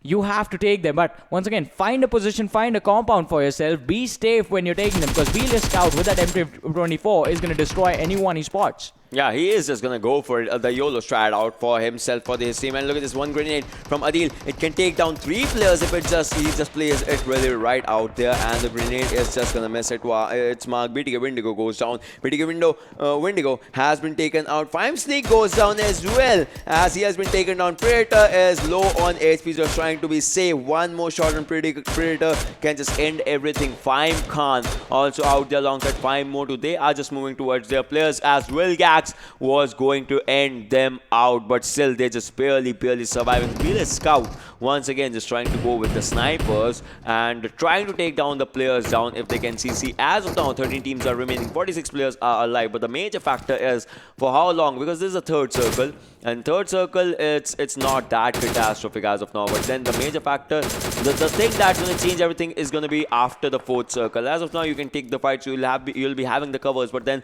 after the fourth circle, when circle does a 1 or 2 hard shifts, that's just gonna end everything, or maybe change everything, just start everything for some of the teams out there. Yeah, things are definitely gonna change, but how much? How much are things going to change? GH, they have the control of the center for now. RS is there as well. They are being contested for that. But Fime is going to spot out a couple of players from the side of Gaming Hub, and Emerge is going to be the man spotted. Khan surviving with the magic pixel on him. That I think that has to be 1 HP. Adil, he is going to try and see if he can spot out the player from the other side, but I don't think that's going to happen anytime soon. RS, they are in quite a distance, but Adil has the 3x on his M4. Can he take this fight, or is he gonna be there just to protect his teammates for now? Because Fime, look at this, Fime have made their way in towards the circle now, and I think they can be in a really good spot to go for the third party on Gaming Hub, since they are not they are just there with 3 players. And once again, a lot of teams are gonna come in from the southern side as well, so this team Gaming Hub, they are gonna be in a bad situation. It is all an open area after all. It is gonna be an open fight, and you have to take cover. Adil, he has taken a lot of damage, drops down to 80% health. But the other team, the M4 shots connecting on the players from the side of RS is going to make them, force them to move around a little bit and try and rotate. But Fahim Khan switches his targets and is going to go in on the other team that's behind him. Fahim Motu on the distance. They are cornering the players from the side of RS unknowingly, as the teams are just fighting each other in this battleground. Literal battleground, I guess. Yeah, this is a chaos ground out here. As you can see, the players, they are just taking their Everyone attention. is coming from everywhere. Yeah, and Offshot is also coming. And look at this, merge goes down on the other side as well. As Gaming Up's 2 players have gone down. It's down to Adil right now, but the kills will be taken by Fahim Khan out here. So each and every direction is where the fight is happening. If the car blasts out, that also just changes everything. And 2 for 7 Punjab on your screen, as you can see, he is taking an FBP slot for himself. Look at this, he is in the FBP position with the Falcon just looking sometimes. Look at that, Falcon just comes in, he just moves out, comes in, moves out, and that's what's one thing. And shot comes in, but he misses the shot for now. Arkadians Leon is still out there. We'll have to see what happens. Can he or cannot take the shot? If the smoke pops in, if he takes, imagine him taking a shot through the smoke or something. I would like to see that out here. Fahim Khan out here with 1 kill in his bag. His level 2 West is totally done for like 1 more shot, 2 more shots if anything. And Arkadians Leon, he just goes into the safer position before Punjabi could even take the shot right now. So 2 for 7, they are right now with 0 kills. Can they increase it? That's going to be one of my questions, as if they have the zone right now, but once the zone just touches its positions, I think they'll have to just, get out of the zone. And Arkadians have done a rotation and are now up front. Then we'll have to see what happens out in this one as well. Yeah, switching over to the side of FPP Punjabi, he is looking to spot out the players that are in front of him. Arkadians, they are going to be in tough situation, but you look at this, LOU Esports is coming from the other side as well. So Arkadians, they need to be careful, but LOU Esports, before they go in on the Arkadians, the stars are going to be in front of them, and one of the players has already been taken down. Crypto cooking up that nade, isn't going to connect, but the nade is not going to be enough, as ROG coming from behind. The VS is doing wonders. 2 players being taken down. Razor, he's going to be in trouble. He's going to be finished off with that nade from Knight, and Star Knight, he is going to be the grenadier for now, as he is going to get a lot of grenade kills. The smoke being popped. Ghost needs a revive right now, as he is going to be in a bad situation. And ROG, Rogue Nation, they capitalize on the situation that LOU Esports, they were distracted with the stars. A third party coming in. A sandwich is going to be made, and is LOU going to be the meat in the sandwich? Oh, look at this, Abu just sitting out there. He knows that the players are coming for him from the outer direction as well. The shooter is coming, and look at him. Low on HP right now. 1 more shot can take him down. It does take him down out there, as ROG's Nightmare was out there. The grenade just finishes him. It's just down to 1 final player, Phobia, sitting out here. You can see he is just waiting for someone to charge in. He is just waiting someone to go in, make a mistake so that he can capitalize. And I think he has heard the guns, the vehicle sound, and he's just gonna go and touch his player. Can he? Oh no, he was so close yet so far to giving a revive right now. Nightmare has gone down as well, as the VSS is coming into the equation by Star, and Star right now switching to Beryl, just trying to spot the players. We'll have to see what happens, as Crypto is also out there, and Phobia still surviving, still sitting out here, is gonna be taking damage by the zone. Gaming Up gets eliminated on the 13th position, but now 8 more seconds and the zone is gonna kick in. And look at this, FTX's players, the players that had the chicken dinner previously, they are still ready for a fight, looking for a fight. The car gets blasted, but now Star Monster has to get inside the zone. The zone damage is going to chip in. It's going to be a lot of damage than before. The exponential damage is kicking in. NHR Flamma takes on FTF rounds. Prime Moto also goes down by Blacklist's Nizam. Prime Predator Whitey takes down 247's players. That is an interesting turn of events right now. Star Knight will have to move in forward. He'll be contesting Arkadians, as Leon is just out there just surviving, trying to survive, and he has spotted the players. Not quite exactly, but still. LOU Esports gets eliminated on the 12th, and 11 teams are surviving. Look at this shot, look at the shot outside the circle. Takes him down, but the other players of Arkadians are going to be ready for the fight right now. I think the information was being relayed by Crypto as to where the player exactly was, and Leon is going to be finished. Thala, the only man surviving for the side of Arkadians. Is he going to survive long enough? Has 7 first aids, so he can go for a long heal battle in this one. But the damage is not going to be, damage is going to be done by the blue zone, so he needs to make sure that he gets safe as fast as he can,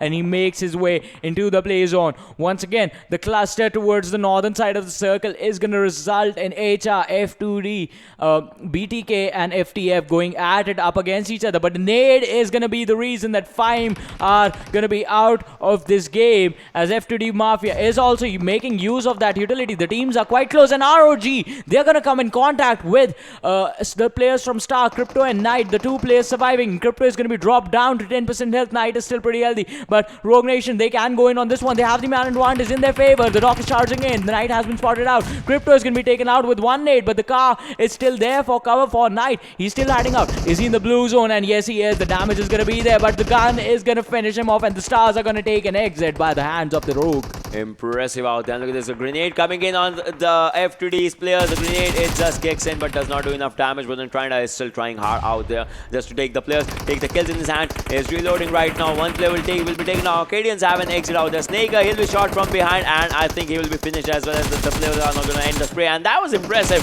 by Trina just spotting out the player and just finishing him out. And there are two players who they go. One of them goes by a grenade. The Molotov is on the other, and I think that is just an impressive turn of events, as Mafia is low on health right now. RSxTeamx also goes down. Flamma, he has spotted the players. He was going for the shots on the players, and right now 7 teams that are surviving out here. PlayZone takes on 247 Gaming as well, as 23 players are alive and 7 teams are surviving to see the other day. Blacklist is out there, 247 with 3 players still surviving. ROG still surviving out there. Which team is gonna be heading towards the circle, as the circle is not on them right now. FTF, HR, F2D, ROG, these teams have to get inside the circle. On the other hand, BTK, Blacklist and 247 are inside the circle. ROG the Dog goes down by BTK Dark Soul. BTK Dark Soul goes down by ROG Nightmares. So the trades are coming in really efficiently out here. Yeah, the trades are going to be pretty efficient, as you say that. B-List Fury is going to make a trade for himself, dropping down one player from the side of FTF.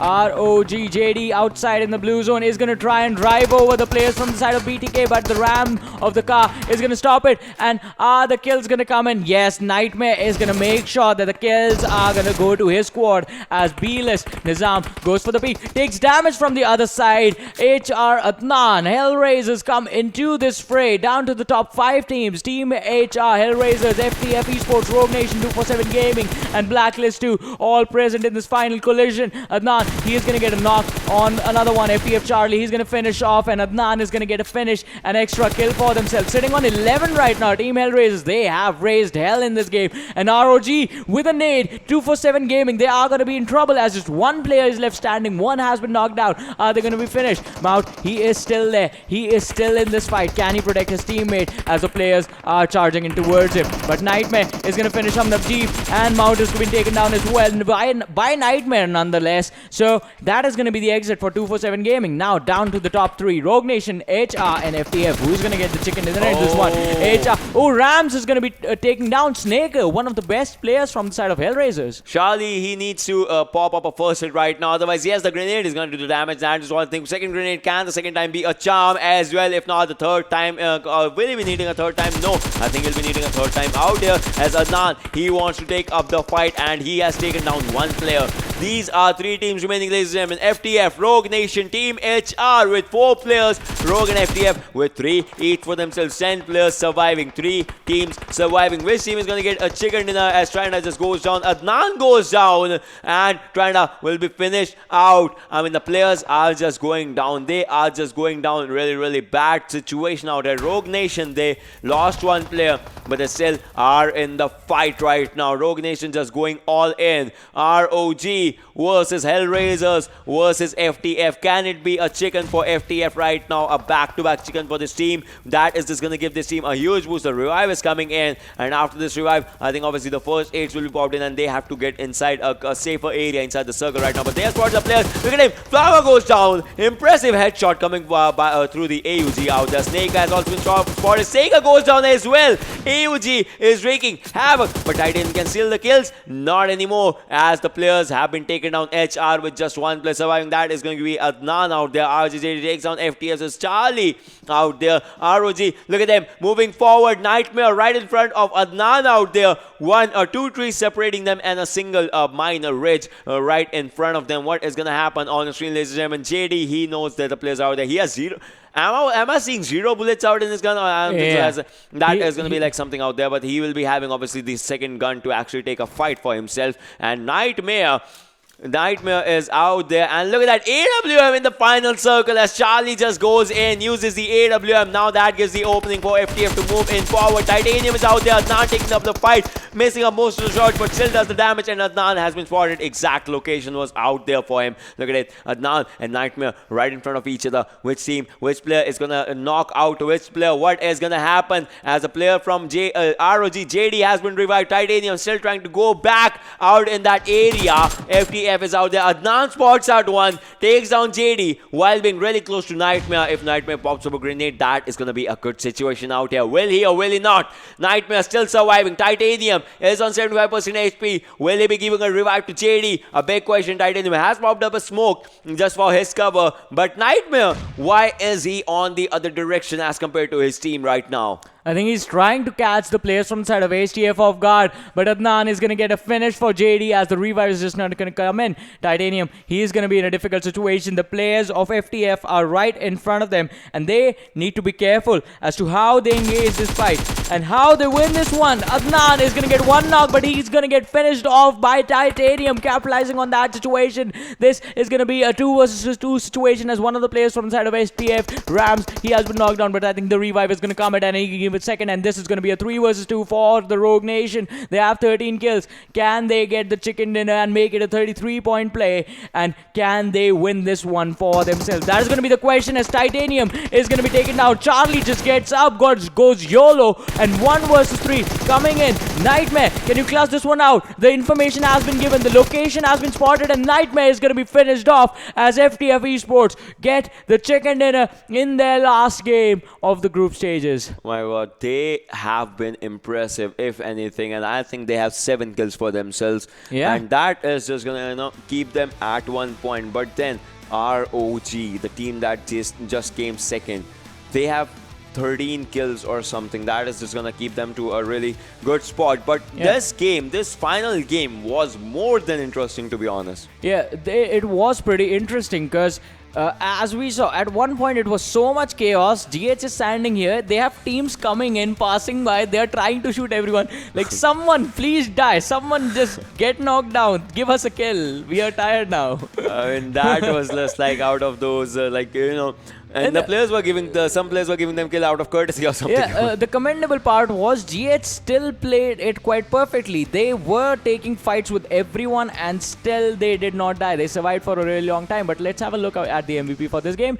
It's going to be Charlie from FTF Esports. 3 kills, 559 damage and 8 kilometers distance traveled. Yeah, I mean that is a good scenario out there. See, he had almost 560 damage. That is, like he was taking out the kills. He had an AWM in his hands, popping out the players, making out the openings. The opening at which FTF actually capitalized right in front of ROG was when he used his AWM, and everyone had to use buggies to get inside the circle. So I think he actually did a commendable job out in that one. Yeah, that was a commendable job, and the way they closed out this fight as well, just by being patient and waiting for waiting for people to come in. It was pretty incredible. Yeah, and what's more incredible is that FTF has had 3 chicken dinners back to back in a row. Second game, third game, fourth game. How? I mean, we know the answer of how we saw the gameplays, but how? Still, how? Like, what is the mentality of a comeback that the team has just I think just it was the YOLO play. The final day, the final games, they just need to capitalize, and they capitalized on it by having back-to-back chickens. Like, once again, how?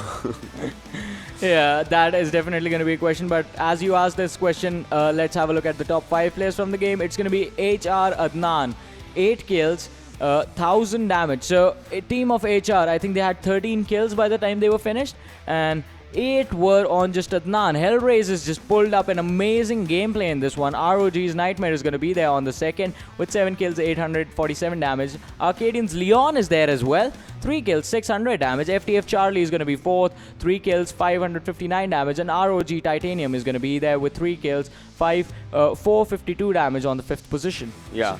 So a lot of new teams, a lot of new faces apart from Hellraisers being there, because Hellraisers have actually put up amazing numbers. They have proved that they are a really strong team over the time that they played. Yeah, HR is a really strong team. FTF has emerged as one of the strongest out there. Yeah. Like FTF, Bablu, I mean, not the thing, but then back the three chicken dinners. Yeah. That thing was out there. Let's just see which team was second, because we know which team had a chicken out in this one. Yeah, and even Bablu skipped down on Miramar. Oh, Rogue Nation! Look at that. The kill count coming in. 27 points. That is just, a surprising turn of events for the team. Yeah, definitely a surprise coming in with 13 kills, 14 placement points. Rogue Nation on the first, FTF Esports on the second position. Team HR, they are going to be on the third position. 247 Gaming on the fourth. The Arkadians, they are going to be on the fifth position. Blacklist is going to be on the sixth. TeamBTK on the seventh position. HTeamXRange on the eighth. But so look at this, another interesting thing. Teams on the 6th and 7th position, they have 0 kills. They have 0 kills and still actually managed to pop out quite far ahead of the competition. But moving on, let's have a look at the next set of teams and see how they are doing and how they stand and where they are going to be. Because now this is going to be interesting. F2D Esports, 9th position. The Stars, they are going to be 10th. RSxTeamx, 11th. So this is what I was talking about. Interesting things. Fine, 12th position. Portal Esports, 13th position. LOU Esports, 14th. Gaming Up, 15th. I mean, okay, so these teams, I don't think they even had to play this one. They have pretty much established and solidified their position in the top 24. So them exiting this early on, it is not going to matter at all. Yeah, but Fime kind of had a bad-ish day, and one more team that had a bad day was KPK Gaming. Like, they were being contested in all the 4 matches. They were the first team to get eliminated out there. So that, just changes everything in the equation for KPK Gaming, which was quite... See, I won't say it was unfortunate, but I'll say it was surprising that wherever they were going, there was a team ready for them. Either it was AHR, either it was HT. It's always the H's that give them trouble for some reason. Get your HS straight. I mean, I don't know, but the thing was that the fights were happening. Be it Georgopol, be it the other areas in the other maps, and for me, see, if I was playing in their team or something, if I had one bad Georgia game, I might think about going to the same area, because I know that the team will actually come out in that. If I remember this correctly, it was HT on Shanok and Vikendi, and Georgopol it was HR.